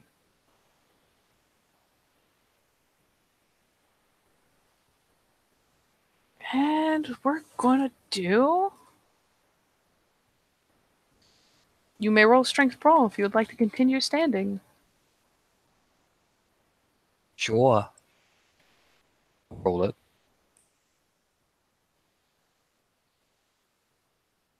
Oh Jesus! No. He with that answer, it's man. He is. It's actually pretty strong, and he has a hold of her by the jaw, and he just very abruptly shifts his grip down to the neck, and by the neck, kind of roughly collides with it to kind of give you a bit of a choke and to shove you completely off your feet onto the ground as he, rears up off this stool. You take me for a fool. No. You think I don't know what your tattoos are? Plants a foot on you? Marks of a whore? Cute. Starts applying pressure. Check. Grips? Check. There are more. Roll it again. Convince him that this is a way better option. Fucking willpower, which will because I'm gonna fucking get it back. Yeah, that's 2. That's 2. Well, with the already roll I did as well. Yeah, well, that's the thing. You're carrying off that 2. And, actually, roll your proofread 2 there, buddy.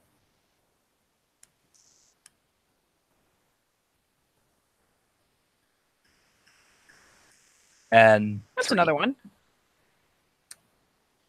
He kind of heaves a shrug, and it's very impersonal as he reaches down, still keeping a foot planted on your stomach, and starts kind of ripping open the tunic, because might as well see how far down these go. These tattoos, the neck symbolizes the warrior one. The tattoos, they start as a dragon goes along her sternum, a maw descending along her neck, the eagles along the top of her back, and there's a wolf eating a moon along her left, which is a symbol for beauty.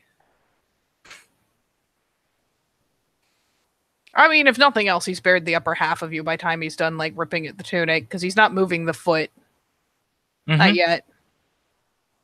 Kind of stands back up to take a look at his handiwork. Let's see how well Dide's doing. Dide has not frenzied. Let's see how this is doing. And her willpower is very strong. So far, you're clear. Sits back to enjoy the view. Like, just kind of stands back up, keeps the foot on your stomach. Father was a warrior. So he marked me. I didn't choose to listen.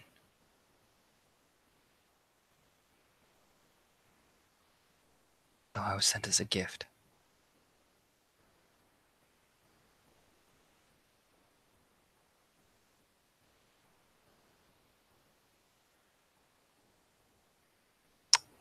He shrugs, says, "So be it," and promptly plops down so he's straddling your stomach. I'm gonna bite out his throat. So when he pumps down in my stomach, I just lean up and just rip. You know what I mean? All right, you'll be doing this from prone. with I'm my going to helmet. give you a slightly higher difficulty. My helmet teeth. Can I spend willpower to do this, Katie? I know Yeah, I'm blowing a fuck load, absolutely. but Absolutely, you can spend willpower on this. She has been waiting for that fucking opportunity. And even at higher diff. Jesus. that's what is my diff? Is it 7 or 8? Well, let's see. Normally, throat is. You know what? Honestly, if nothing else, it being an aim shot would raise your difficulty. So normally, the throat specifically is a +3. So that's still 2 successes and the willpower. Yep, 3. Okay. So plus the additional dice. Note that in Hamid, your teeth are not going to be nearly as lethal. Nope. But I did get a good number of successes, and I get aim dice. I mean, you got 2, and yeah, you get aiming dice.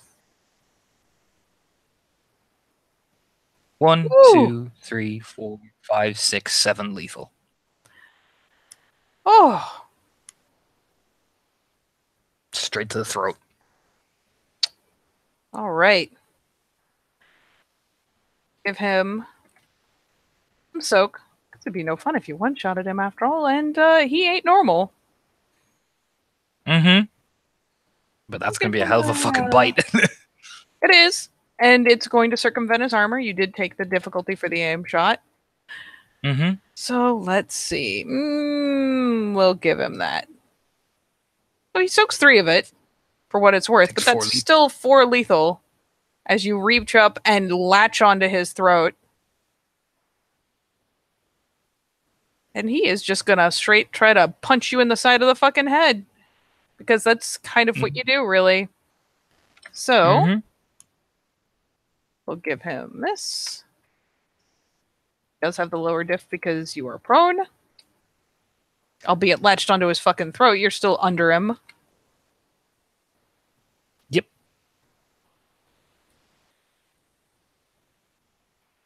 3, 4. You have activated resist pain. And that's still only 2. Soak me 2 bashing as he like straight punches you in the side of the head. Soak it. You have, for all intents and purposes, entered initiative. We're just going to keep with the rolls we're doing. Yeah. I'll bite again.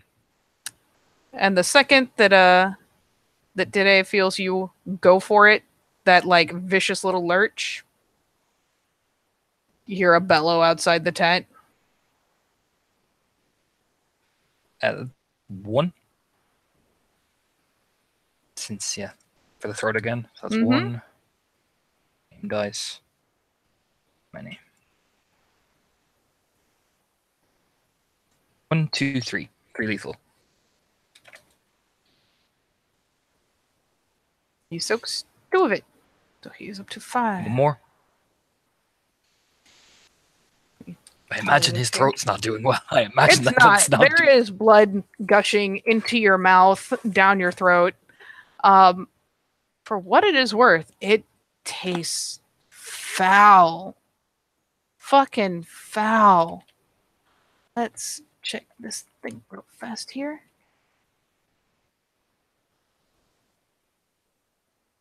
There's also a bevy of screams going on outside the tent. Delirium. Yeah, the delirium is a hell of a drug. You feel intense satisfaction coming through the link. He is going to pull back and try to headbutt you. Why not? Can I spend rage? You can. I'll blow to rage. All right, so first he's going to get off this headbutt. That is... I'm trying to get Gurn out of the way of that. Like, tilt my head out of the way. I'm going to try to... Yeah. Jimmy? Do it. 1, 2, 3. I don't know if I do it or not. 1, 2, 3, 4. Well, yeah, even if it was at higher diff, you'd be... Actually, no, never mind. 1, 2, 3, 4, 5, 6. 1, 2, 3, 4. You do skim off a bunch of his successes, though. Yeah, so he only has 2. So 3, 4, 5. Soak me 2 more bashing. The boss. Like a boss, you soak a bunch of bashing. You still have another rage action. Nom nom nom nom nom nom nom. 1, 2, 3. Yep. Jesus Christ.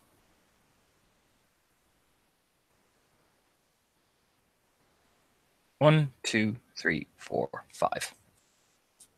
5 lethal.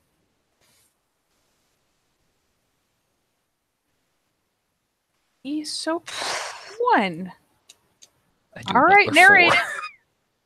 So as he's headbutting her, like he headbutts her, and she bounces her head back, and she reaches up again and lets out, wraps the binded arms around his head, and just brings her neck out and just rips. Like doesn't latch on like she was trying before, but just catches his throat and just rips it so his blood comes gushing all over her face, and she just spits out the larynx and the bits of the vocal cords and all that out of her mouth. He makes He probably collapses on yeah, top he of makes her. a horrific kind of weirdly screeching sort of noise as you finally rip the throat out. And yeah, there's a bit of like you've looped the hands back behind his head and pulled him in for it, so he doesn't have much room to move, but he does kind of spasm a couple times and yeah, falls on top of her. She'll growl and in the rage to take Galabra and just hold herself up. So I imagine the binds just, you know what I mean? Mm-hmm. And she'll run outside. Oh yeah, you see your buddy Diddy and Krynos having a fucking field day. There are no small number of corpses. There is one guy thrashing on top of the campfire. And she's got essentially someone grasped in each of her big clawed hands. And they've taken some damage from just the talons pressing into their skin, but she is literally using a motherfucker to hit another motherfucker right now. Where's the one that was dragging her? He is let's see. We'll say he's one of the ones who's on the ground kind of like you see that a couple are like one is outright like seizing, like foaming at the mouth, having some serious issue. There are a couple others. There's 1 or 2 that have gone back into that lean-to area that are like hiding. You see people running, and you see a couple bodies, and the one dude in the fire. She's gonna take Krynos and kill the ones running first. No escape. All right. Honestly, in the end, between the higher, like, you've got a longer stride and you've got rage. So yeah.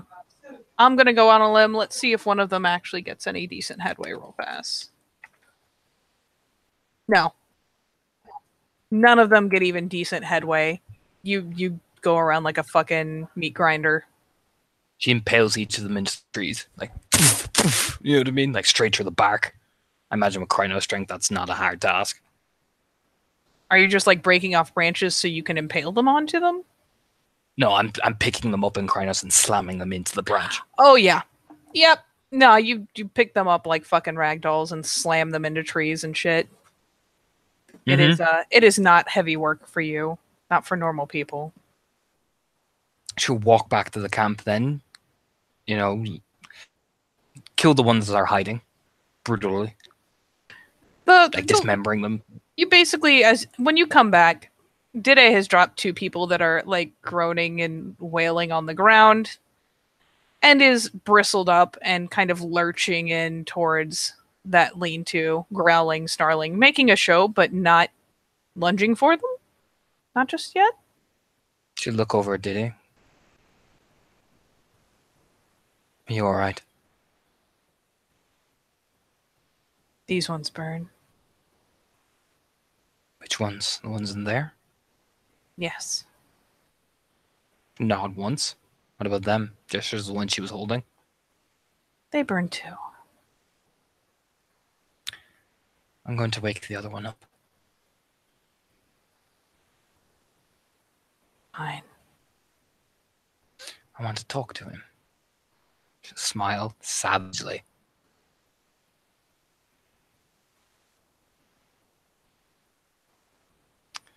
All You're right. gonna have to clean. You're gonna have to clean me. She says, spitting blood out of her mouth. Once you set the fire, I'll clean you. Are you all right? See her lurch back. She literally shoves her giant clawed hand into the bonfire, like grasping out one of the logs that is fully aflame. This isn't like grab it by the end like a torch. She's mad. She just picks it up and wings it into the lean-to. She I'm doesn't say fine. anything. All right, all right. Keeps walking, relaxing down to Hamid. Yeah, Going she over lets to you. pick up the axe out of the barrel. Yeah, you find the crate. You recognize it as it was hauled in. She walks over to the gentleman, kneels down in front of him. Which of the gentlemen would you like to fuck with? The one that was dragging me along. This dude? Yes. And she'll keep her body covered so she doesn't immediately see Diddy and we start this process all over again. Wait, she what? So he just she's blocking the view of Diddy. All right. Yeah, you So the plunge glare down doesn't on him. kick back in immediately and we start this whole charade all over again. Do you know what I mean? Yeah, you plop down on Um, top of him. You body block the view. You slap him around the face a little bit. Those big, tense looking fucking eyes. Still in. Covered in blood. You said you revert to Hamid, right? Yep. All right. So yeah, you've still got like this half-open robe. This is a very conflicted moment for him because on the one hand, titties, but on the other hand, oh my god, I'm gonna die. She'll look down at him, pressing the axe against his throat, not piercing it, and looking right down into him. He's like kind of babbling. He's still kind of coming around. You can see some sense in his eyes, but yeah, he's still kind of squirming. Oh, she waits till he's perfectly cognizant. Lets Diddy go around burn it. Yep. Sorry? Oh, she let Diddy go around burning shit. But she waits. Yeah, Dide does, in fact, go about her business. She'll eventually revert back to Breed and is committing.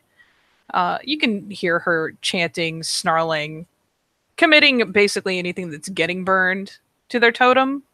As she is, again, like her hands are getting, she's got Master of Fire, but it doesn't mean she doesn't take any damage. Oh, yeah. But yeah, she seems pretty committed to her task. Meanwhile, old boy here is finally starting to, like, the hyperventilating stops. And he, looks over to where Dide is with very similarly, her clothes are in quite a state of disarray and looks between you. And is finally like, what happened? What did you do? Presses the axe right into his throat. It doesn't kill him, but we killed everyone.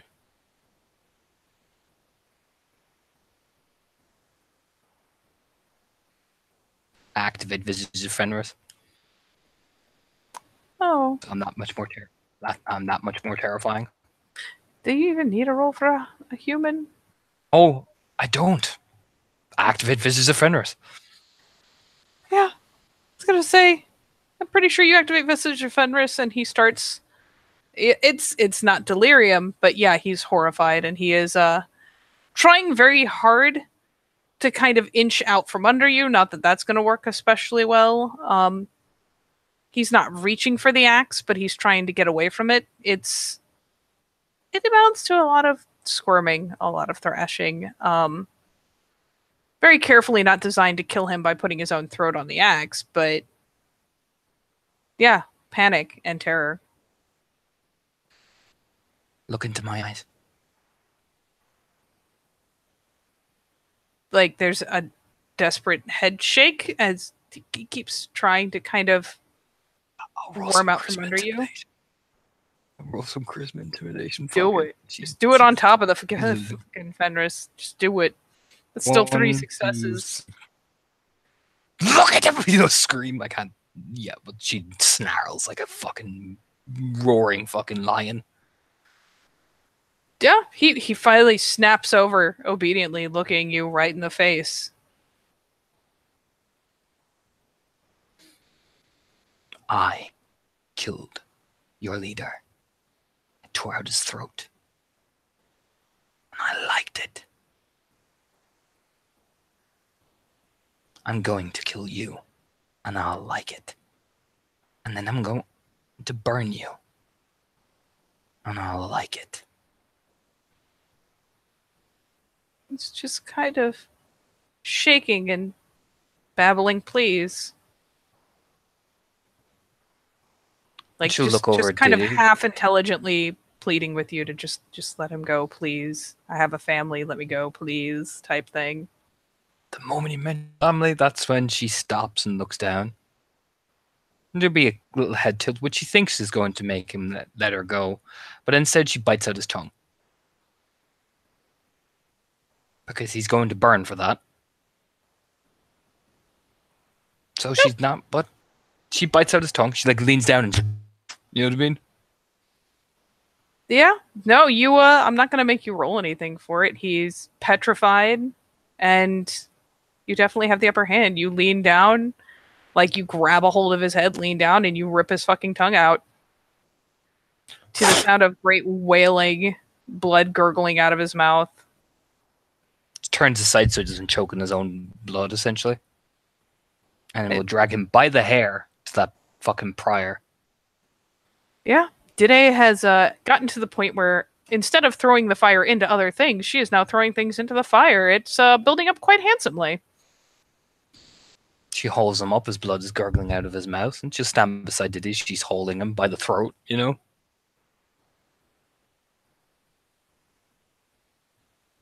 This one had a family.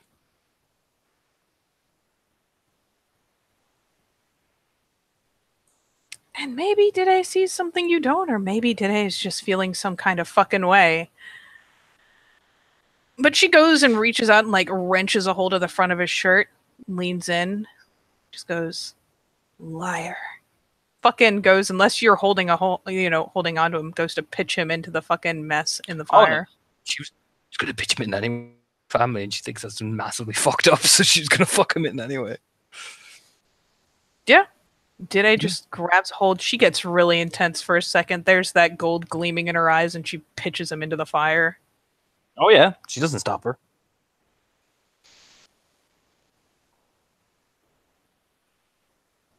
She'll turn and look over at Dide and put a hand on her shoulder. It's all right.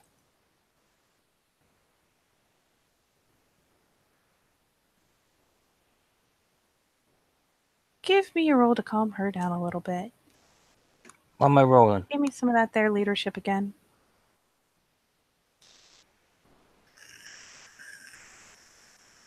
Whew. Katie. 1, 2, 3, 4, 5, 6, 7, 8, 9, 10. 10 Those tens. Yeah, successes. those tens explode. So yeah. Something about But the you way. Go ahead. It's really. She grabs Diddy by the shoulder, not aggressively, very softly, and pulls her in so their foreheads touch.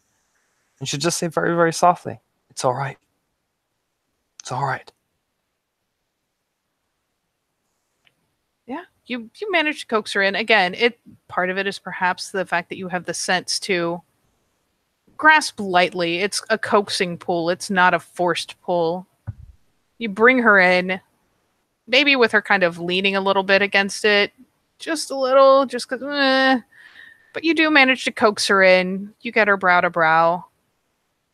And something about how you say it, perhaps the echoing feelings coming through the pack link, it just almost immediately, it smooths her out.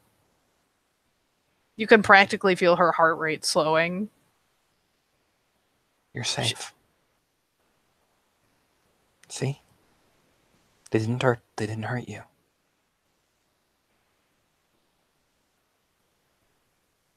And she And they takes a burn. second and just catches her breath. Even lets her eyes shut while she's resting there brow to brow in the middle of this fucking carnage. She stroked Diddy's cheek very softly. I wouldn't let them hurt you.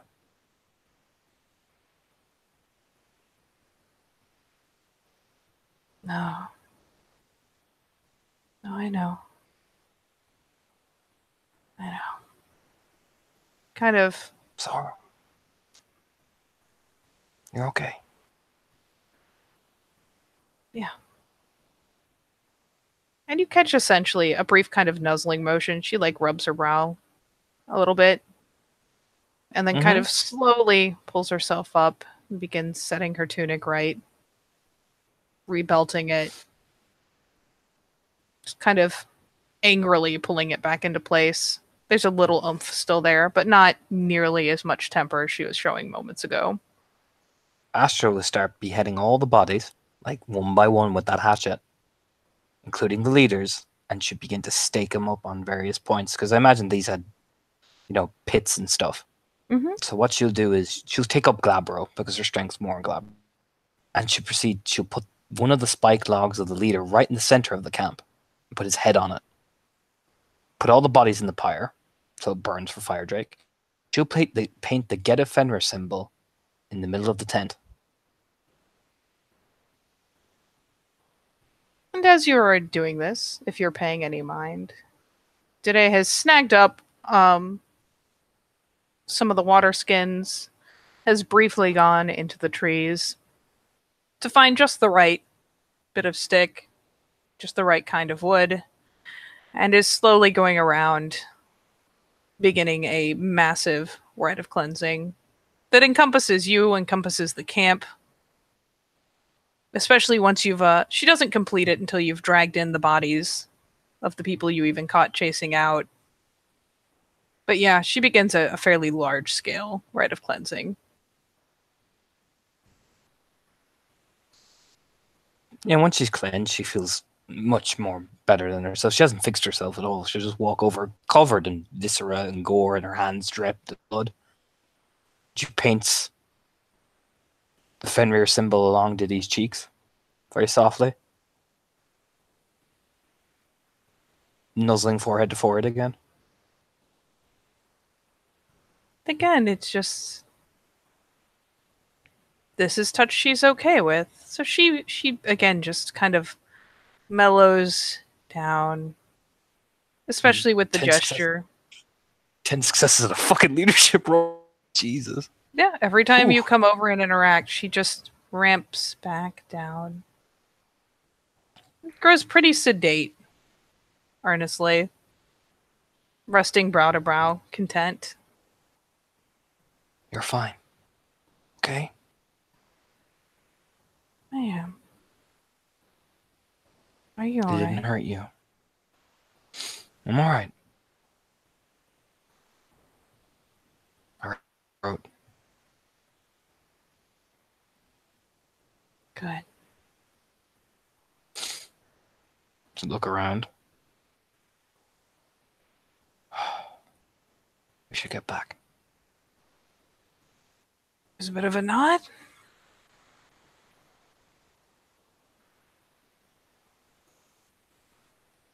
She kind of looked down at herself a bit awkwardly because her fucking tunic's destroyed.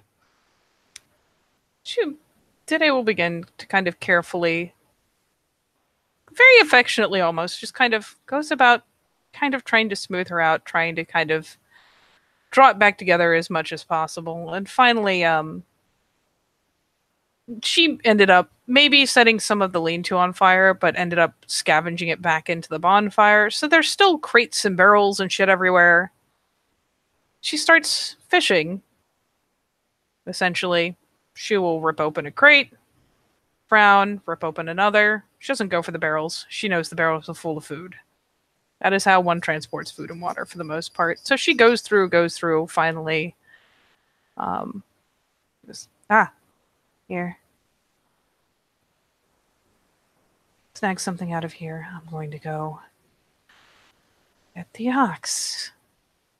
To take hold of Dilly's hand. pauses. Tilts her head.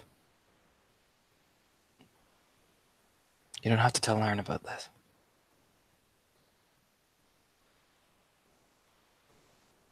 You don't even have to go with me to reports of the water. I can do that. You sure? Are you sure?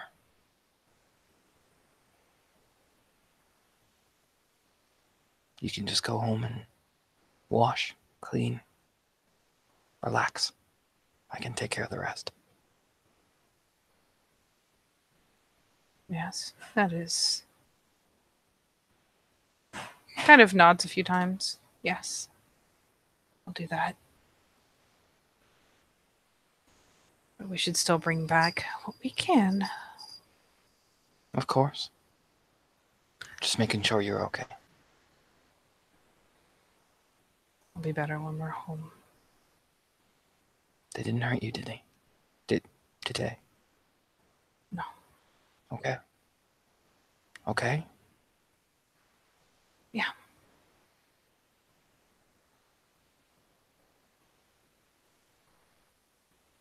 She just touch her forehead again, and she just drapes on something over herself, essentially. Yeah, there is, among the many, many things that they have stolen, there was at least one crate of, like, decently woven clothing that was probably headed off for barter, off for market, as it were. And, yeah, it didn't make it there. Yeah, and then once the box is loaded up, they kind of quickly escape, essentially. Or make Yeah. their exit. Not... Yeah, Dide will probably, honestly, just be like, just hold its head so it doesn't see me, and takes fucking Krynos so she can huck the things into the cart, loads it up till it's pushing capacity. Mm-hmm. And we'll even walk along as they're initially getting out of the more uneven wooded area, just holding things in place so they don't tumble off the cart before you get to smoother ground. And then we'll finally revert and walk right alongside you as you're leading the ox. Just loops her arm around her. Very protectively. Yeah, she'll hook hers up around the small of her back, kind of reciprocating, but definitely letting Hastra have the higher hold. And walking, step in step in a pretty measured way. She definitely seems to be taking solace in it.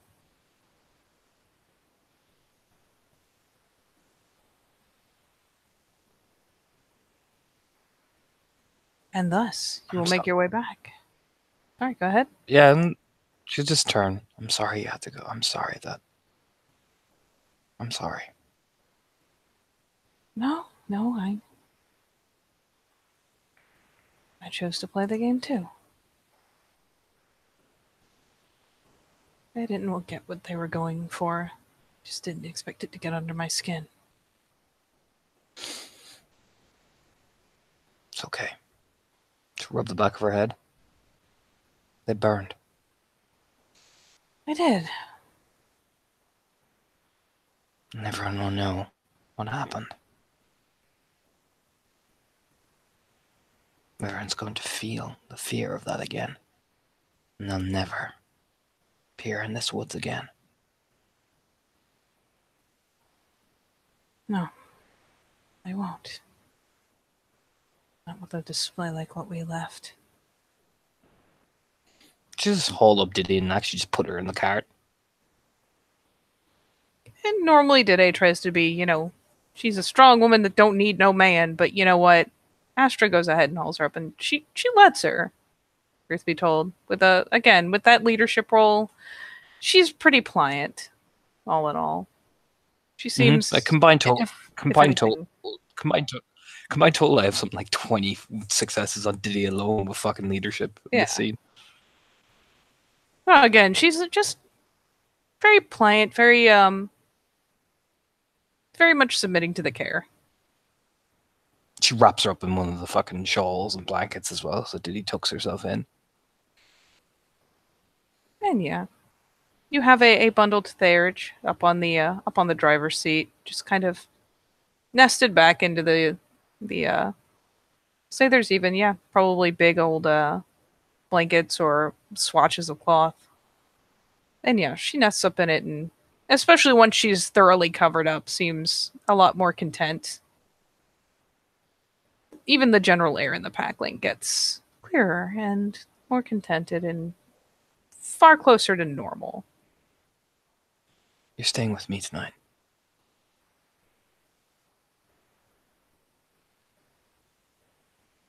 I'm like that. I'm not letting you sleep on your own. Just want to get back to the screen, or back to the spring, and scrub off half my skin. We'll get back soon. You go scrub off, and then you're staying in my bed. I'm not letting you sleep on your own, not after this. Another very, very passive nod. General sense of acceptance. Yeah, and Perhaps even she at doesn't this really say. slightest tinge of relief. She doesn't say anything to the journey upset, but she'll walk up to the water. Like, I imagine they come in and, like, Astra's still blood-soaked. You know what I mean? Oh yeah, you are a display. You have another layer of clothing cast on top of your properly ruined shit. But yeah, your face and neck are drenched in blood. Your hands are drenched in blood. You like walk back into the village, and they very quickly the kinfolk swarm, both to probably the very first of them comes to take the head of the ox so you can let it go. Others come to start kind of carefully unloading the cart. Others press in concern. Naturally. Hold on a second. Let me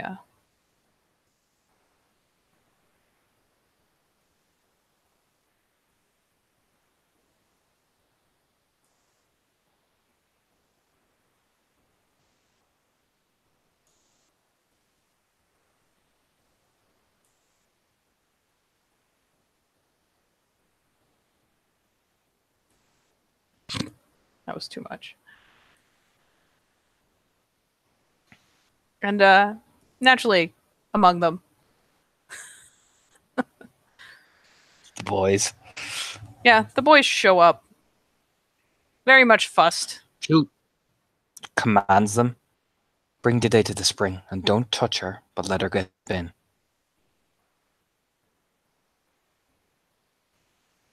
And they're somewhat fussed, but they are still your kinfolk, and they are still pleasantly obedient. So yeah, they do express some concern.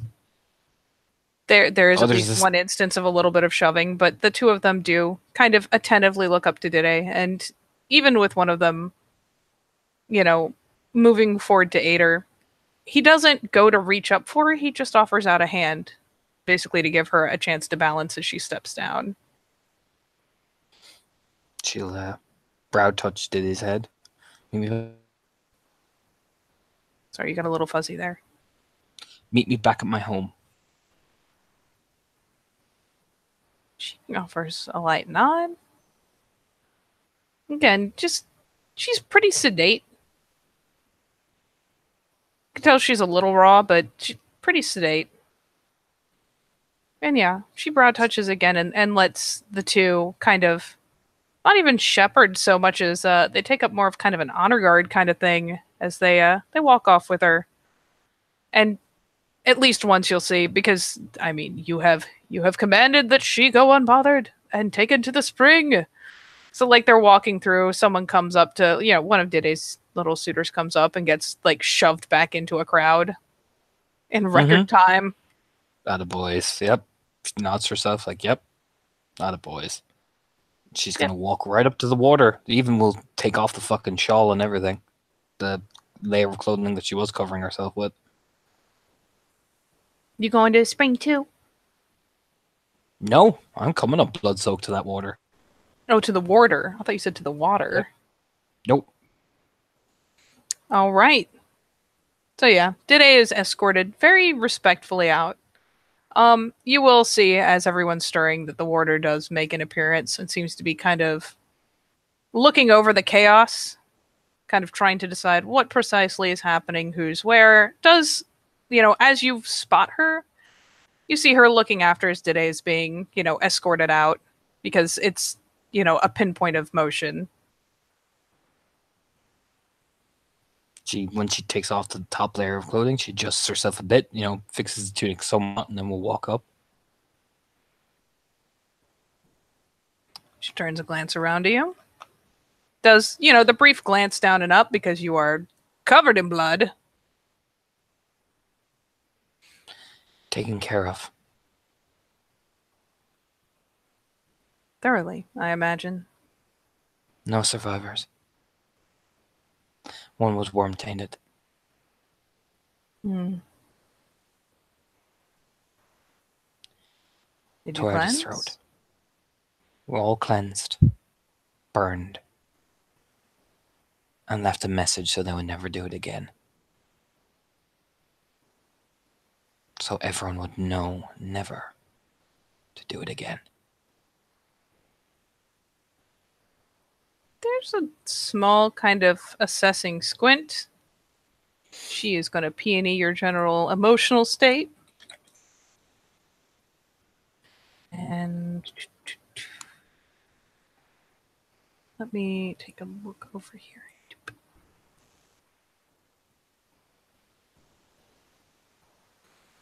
Oh, we'll give her...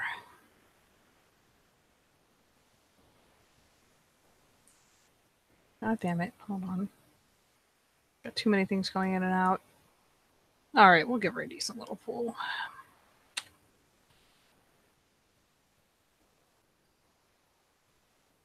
And what is the very... not the official, composed, but if she got, just a glint of personal emotional state. It'd be a healthy mix of course, the fanaticism, because yes, she killed them all and burned them all in the glory of Fire Drake and Fenrir, blah, blah, blah. You know what I mean? Mm-hmm. There is disgust, because that was fucking awful, Nothing happened, but, And that kind of raw emotion that her packmate is a bit upset. She's a bit scared. You know what I mean? It's a kind of a healthy mix of the three. So yeah, she gives you a brief, more piercing glance. Because you are stiff, but you are also Astra. But you're a little stiff.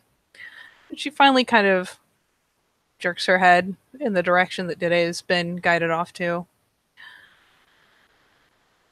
So you do your packmate and report to the Tail Singer tomorrow.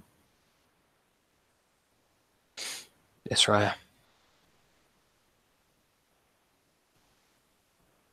And she does, kind of in a measured way, she does lift a hand, goes to set it on your shoulder. No grasp, just kind of the idle weight. Well done. Thank you, Raya. Go on. Just turn and start walking gracefully towards the spring. Then yeah, it's meant to be something of a gentle dismissal as she wades in to start handling all these fucking kinfolk and all these fucking goods that were brought back. You meanwhile are left free to go to the stream where, sure enough, by the time you get there, the boys, God bless them, the boys are standing watch, backs to the stream, just kind of making sure nobody comes and harasses anyone. Nobody comes wandering thinking they'll get a little social a bit in. And Dide is, of course, in the water.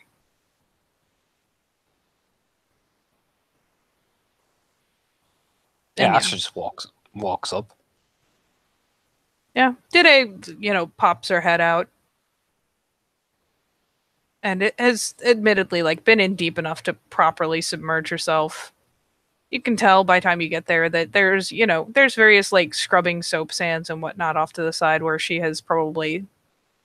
I mean, if the fact that she is bright pink is any indication, has in fact scrubbed the gross, scrubbed all the negative emotions off the top of her skin. It's fine.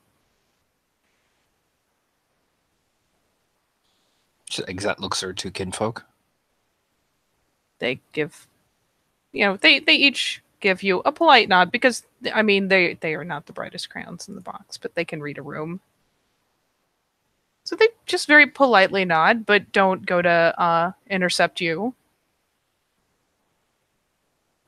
Yeah, she just strips off and climbs into the spring and scrubs herself off and washes the blood away.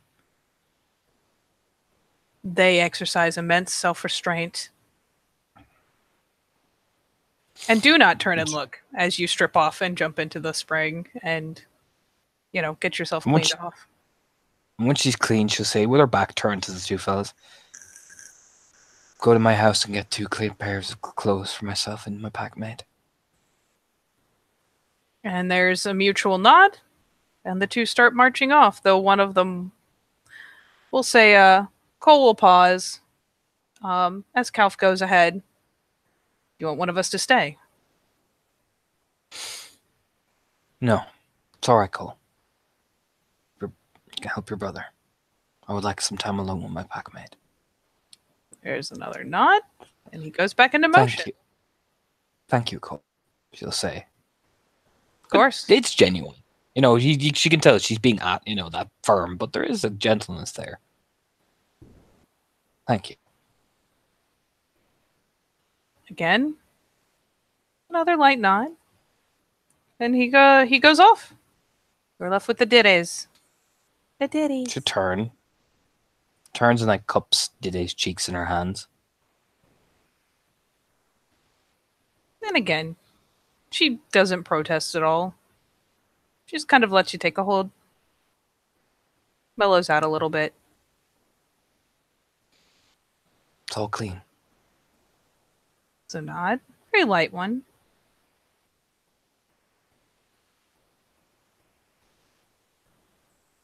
Okay, it's all clean. Yeah.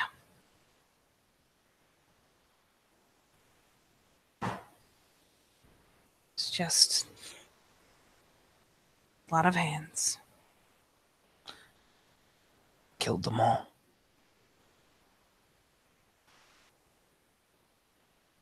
Bit off their hands too. And then burned them in fire. Yes.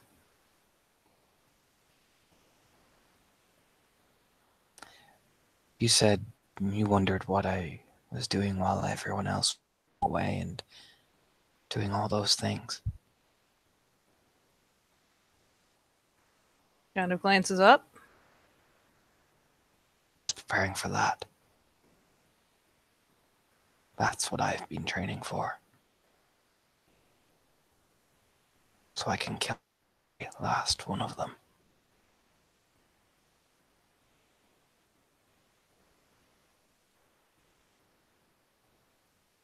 That little inner flicker of fanatic. You know what I mean? Yeah. I mean, to be fair, with the level of leadership, man, I'd be amazed if she doesn't buy into it. Oh, she is. I tore out his throat with my teeth as I look in your eyes right now.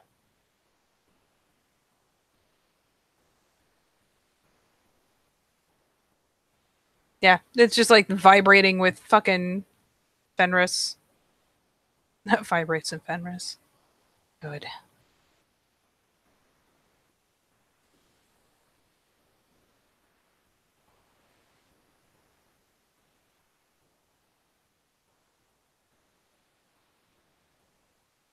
This is what I Go am ahead. born to do. This is what we are born for. Those Silverfangs will never understand.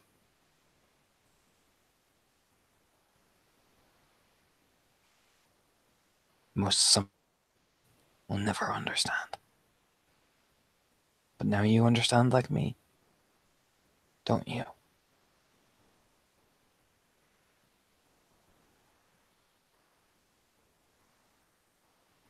There's a light nod, and she actually picks up her own hands and makes a very similar gesture.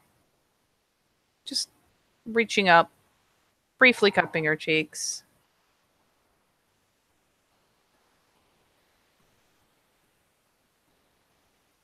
I know that you're not always in your element, but when you are,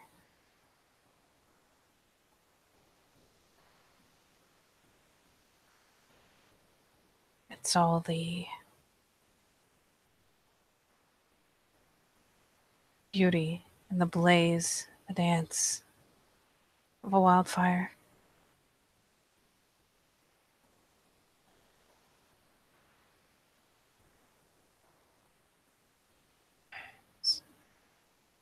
Try not to worry about the times that you are out of your element.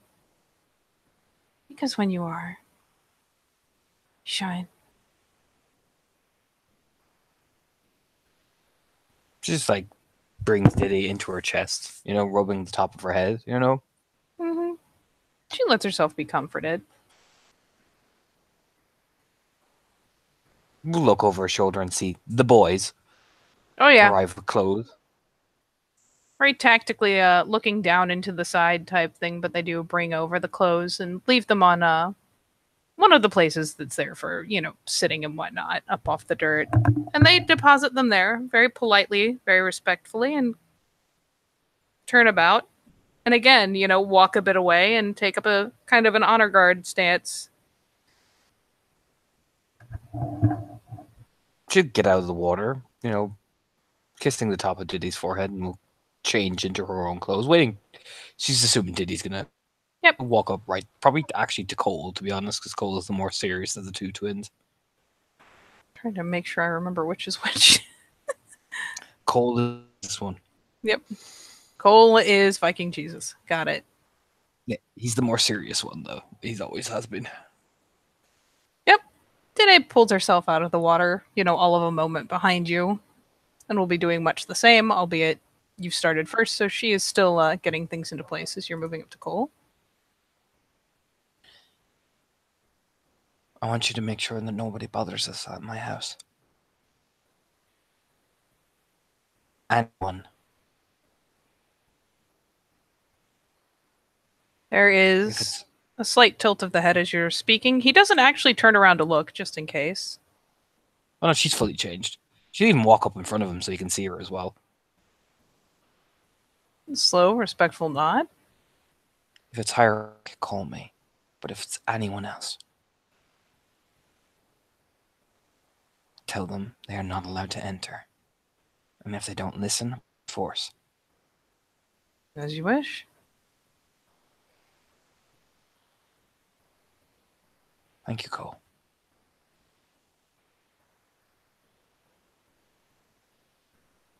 Your head bows again. Of course. Shall we see you She'll home? turn to... Give me a minute.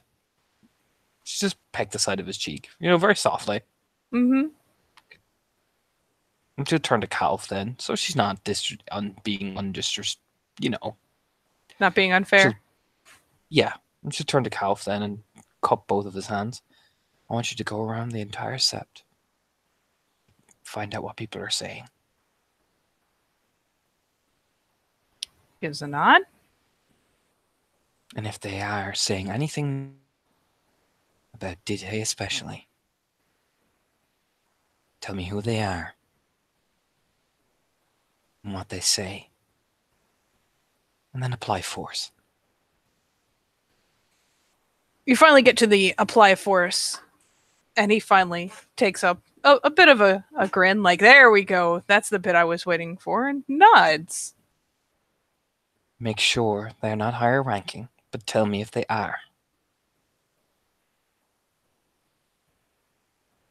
As you like. But if they're not, Knock apply a couple force keys. and take the time with it to make sure they know. They're And don't forget. Oh, go ahead.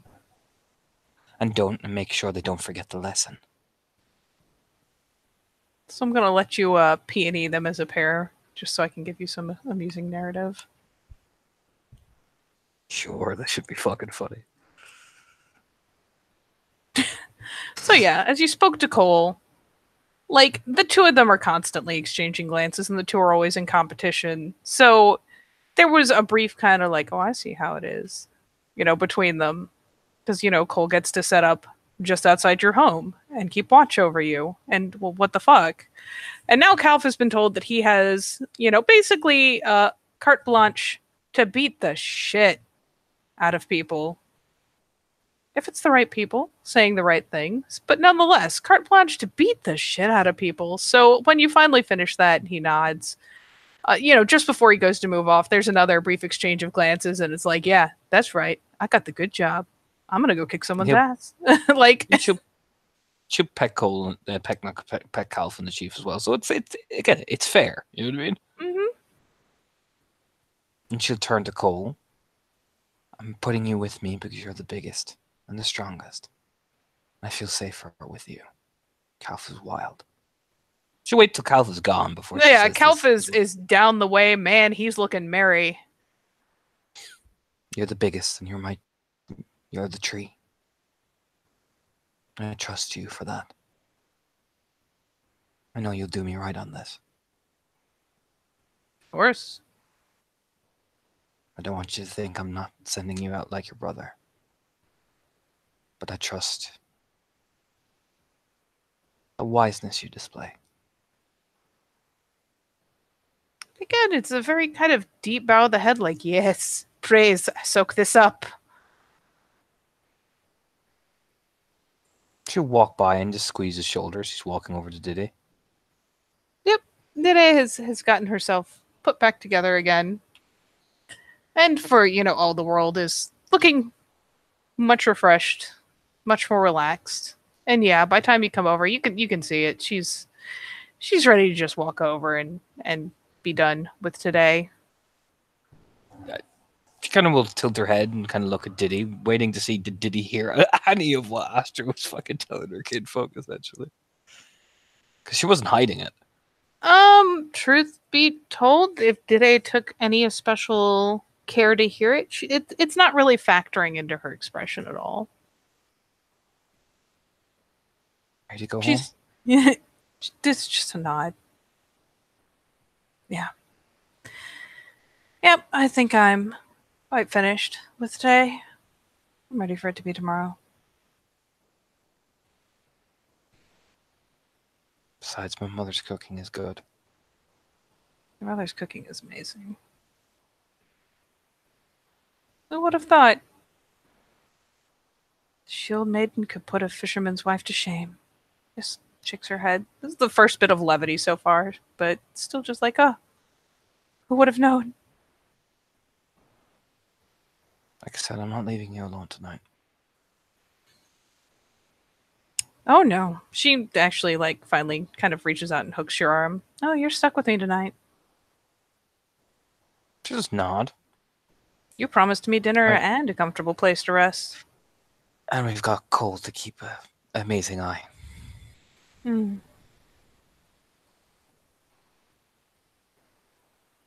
Calf is busy. I'm sure he is. She could look over.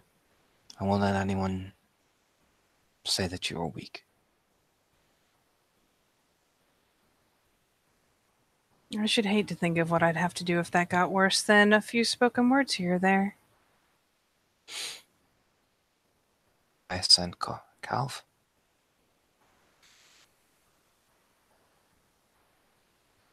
Good. He can nip it in the bud. I don't think anyone has anything to say. But if they do, I make sure that it ended sharply. She finally turns aside with a grin, hooks the arm a little closer. What a fine, responsible, caring beta I have. Again, a very faint grin.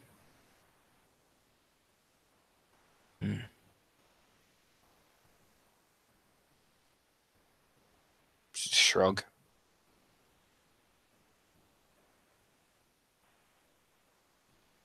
She claps her head down sideways against your shoulder for a couple moments, but all in all, with that is yeah, she ready to go. Oh yeah, she'll walk her back to her house. Cole is the valiant sentry. The most valiant. Viking Jesus is looking over for us. Oh, God. I didn't expect it to be zoomed in. I wasn't ready. It's always zoomed in. Ugh. But yeah.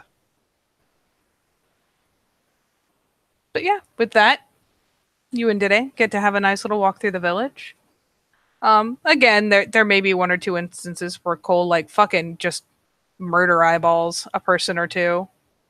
But Actually, thankfully does Maya say thing because like everyone would have seen them coming in like that. I'd imagine.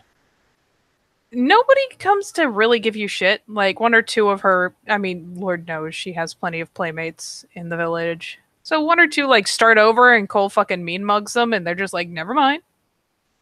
Fuck it.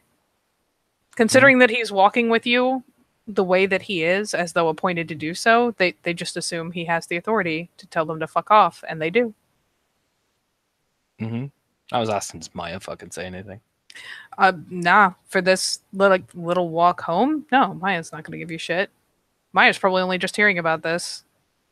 Actually, does Sane say anything? No, not for tonight. You get a pretty clear walk home.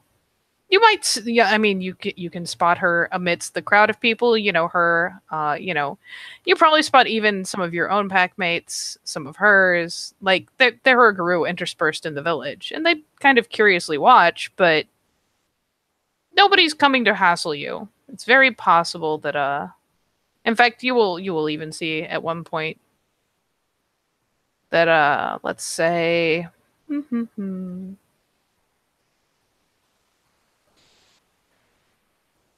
Actually, no, that is absolutely perfect.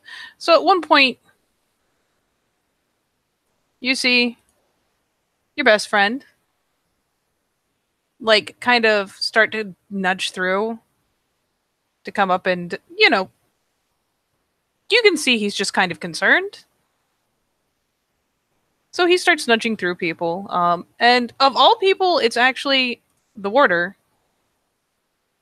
who is still in the middle of the mess, in the middle of the chaos, kind of setting it to rights, who, she no shit like snatches him by the back of the shirt and sends him off. And I mean, you see that half second of like, but like but I don't want to face. I want to do that. Fine. Think of my children. Yeah. He kind of gives her, but like kind of a bitch face, like, but I don't want to. I want to go do this. And she gives him a mean mug, and he puts on the think of my children face and ends up getting chased off to help kind of set things to right around the village with all this new shit that has been brought in. A lot of them being confiscated goods. When they arrive home, is any of her parents there? That's a big thing. Yeah, your mother will be there. We'll welcome you in, like the same way she would on any night. She'll just say to her mother very matter-of-factly, Dide needs to stay with me.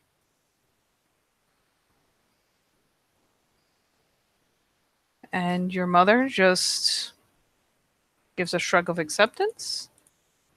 This big old biggity bitch. Oh god, hold on, I'm waiting for Bennycam to catch up with my shenanigans. So yeah, she welcomes you in. She makes sure that you guys get sat down and fed. When you have a moment to talk to her, she just nods and says she'll set Elspeth on making sure she has a place to sleep. All things considered, your father is probably there at the table because, I mean, he comes in for dinner.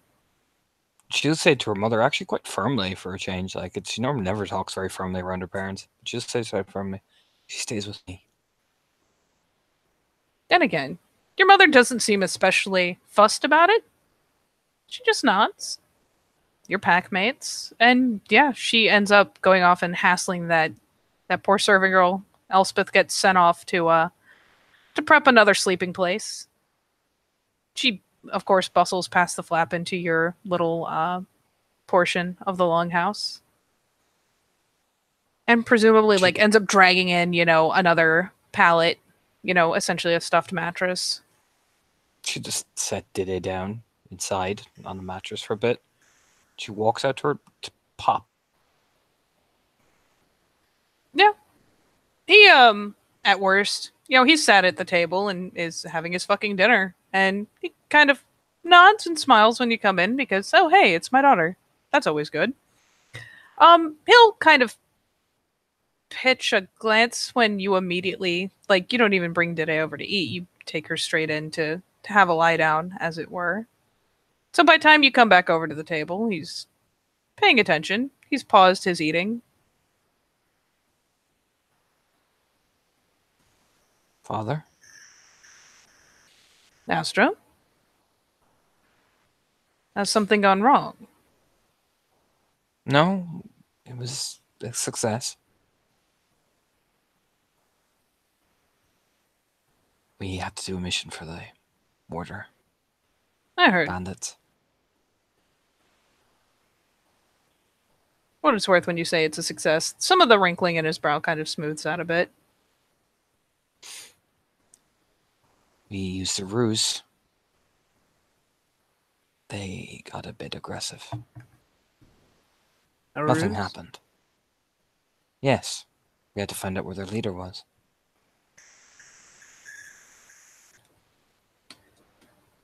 Father proceeds to peony the shit out of you. Oh Jesus. And man, your daddy, he reads people. He reads them real good. I imagine he does. That's still for... Dun, da, da. What's exactly he looking for? It's like you're being vague, and your father is a warrior and a man, but he is still not stupid, and that is your packmate, and you're being very, very maternal towards her at the moment, and he is trying to kind of get a read. Because he's getting a read on your state, trying to figure out what you're holding back, trying to put two and two together, essentially. It's that dad stare, the I know your soul stare. It's uncomfortable, isn't it? Again, she's telling the truth. Nothing happened, per se. You know what I mean? It's just, ooh. There is a shiver down her spine. He can see it.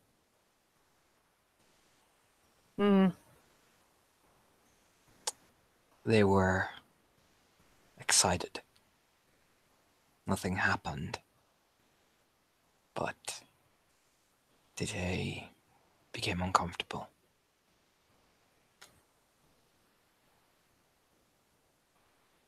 And he finally, still assessing the whole time, finally gives a nod, sits himself back up a bit, thumps his cup against the tabletop. I tore out the leader's throat when he brought me into his tent. Good. And, the thump of the cup against the table, kind of a ringing, like, this is obviously to make noise, not to just set it down. And Elspeth reappears right at his elbow.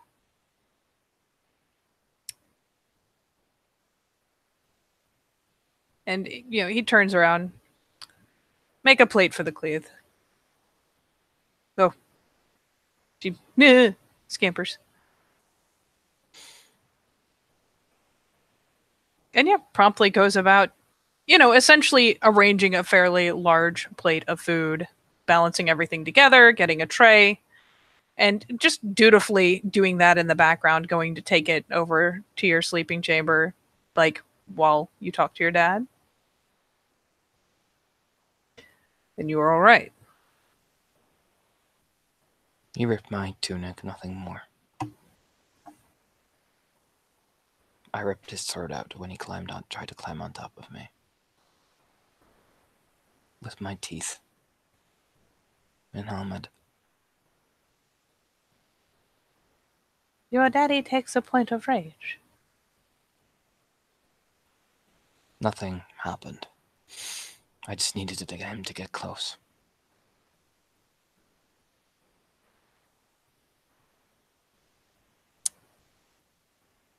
Your father reaches out, and while his hands are very big and very rough, he very, very gently, sets one on your cheek and just gingerly tries to coax your head around, make sure he's got proper eye contact. In the household, at his table, it's not a challenge. Oh no, he does. He gives proper eye contact. And you're all right.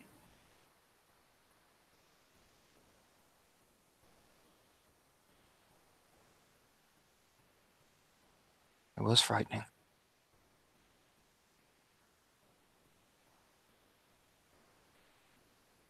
Nothing happened, Father. Promise. And you get affixed with the dad stare for another, the most like bristling paternal kind of stare you've probably gotten in a while, because he hasn't had many excuses really to get riled up. But still, that very rough thumb kind of, it moves up and down your cheek a time or two, and he finally drops the hand, lets your face go, gives your shoulder a clasp. You're a brave girl. Go ahead. See to your pack, mate. Just wanted to make. I was more worried about her than me. I Is knew she what I well? had to do. She's all right. They got a bit touchy, but nothing happened. I kept her calm and controlled so she could kill them if they got too close.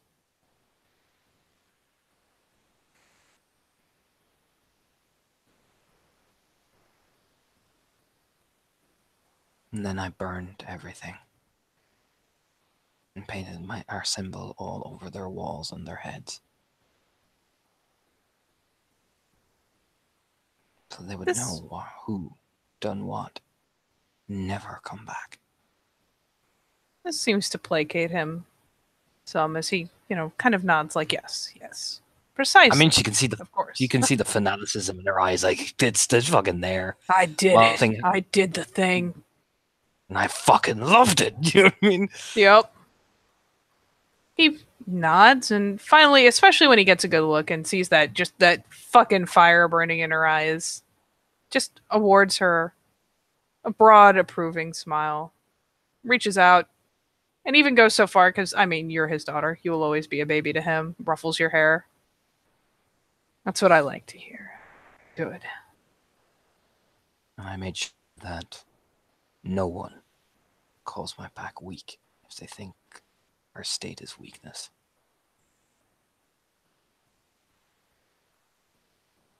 I bet you did. Kind of finally leans back, more relaxed in the seat again. If anything, looks a little amused. Because that viciousness, though. She'll stand up. Just nod her head.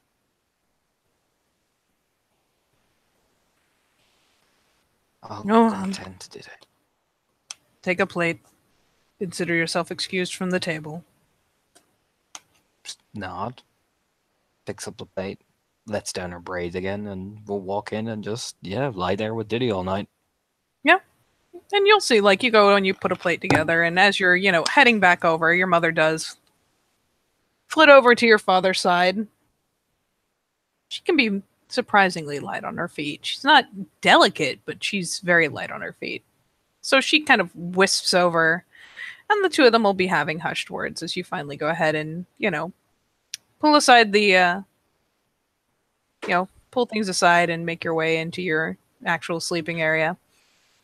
I'll make one more roll just to see how well I actually can. Diddy.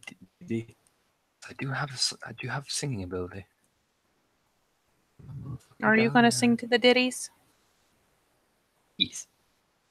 No. Oh boy. You sing to the ditties. Yep. Is that an exploding 10? No, wouldn't work in this case. That's still a 6 success singing to the ditties. I have a Christmas special, but it wouldn't apply. It's more for leadership. That's okay. Intimidation. That's still still 6 successes. That's still fucking nice. Some of the songs her mother used to sing when she was little, so it's designed to calm. And yeah, you'll go in there and the two of you eat, and she's not fast paced about it or anything, but the two of you eat, you have your drinks, and she climbs in with you, curls up with you. Seems to feel very secure. and rendered very sedate. She actually doesn't take long to pass out.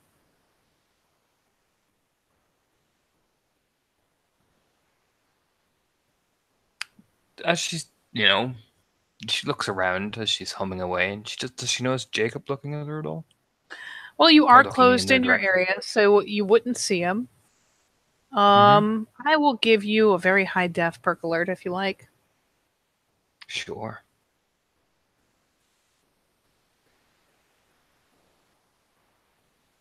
Ooh, fabulous.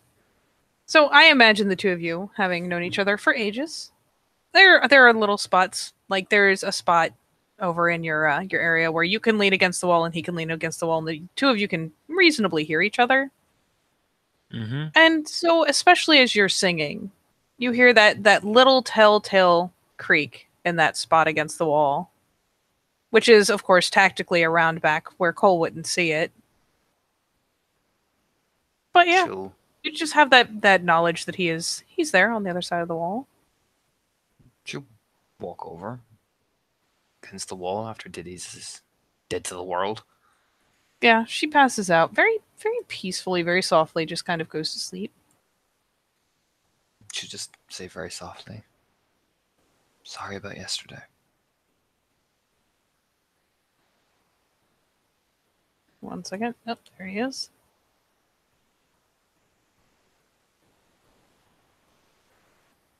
And there's a little bit of a pause. You can hear him kind of shifting on the other side. I'm not. Good.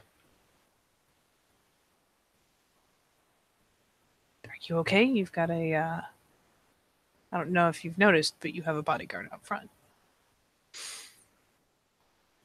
We had to do a mission. Got a bit rough.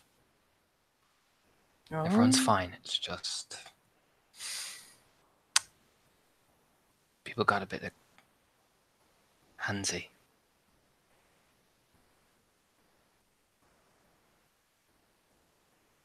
You can't see his expression on the other side of a wall, but you get the impression from the pause that there is a face being pulled of some persuasion. They're all dead. Nothing happened. Ripped out the guy's throat before he could even move.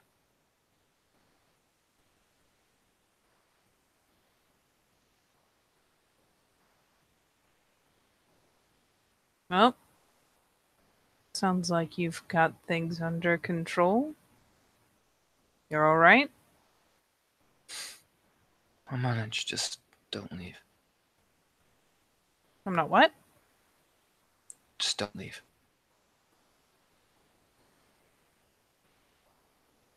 Okay. And you hear a bit of a, it's not, these sounds aren't loud, but you're pretty well tuned to them at this point. You hear the slight rasp as he just kind of slides down and sits back to the wall. Then I won't leave.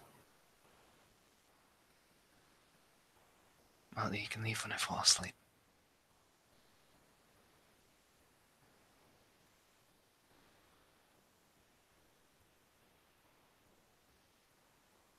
I'll be right here.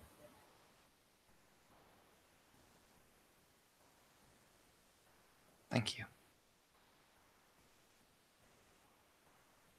Of course.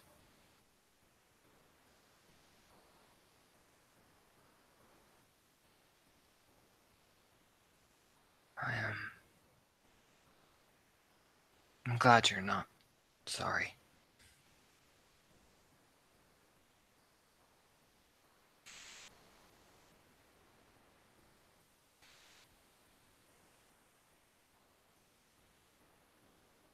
Well,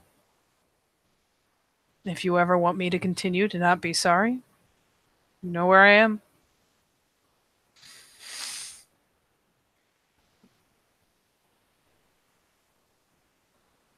I'll consider it. He can hear the creaking. He can tell that's so fucking nervous. Like, what? Do you know what I mean? She's getting up.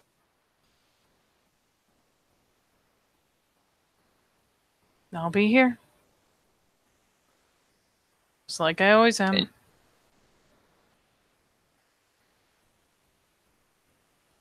Well, you can hear me sing. She'll go and flop back down beside Diddy and resume. And yeah, he will, as far as she can tell, he stays right there. She might hear like a little bit of movement, but he doesn't go anywhere. She'll sing till she passes out, essentially. Very well. And so it is. With Viking Jesus looking over us all. We will call this a scene.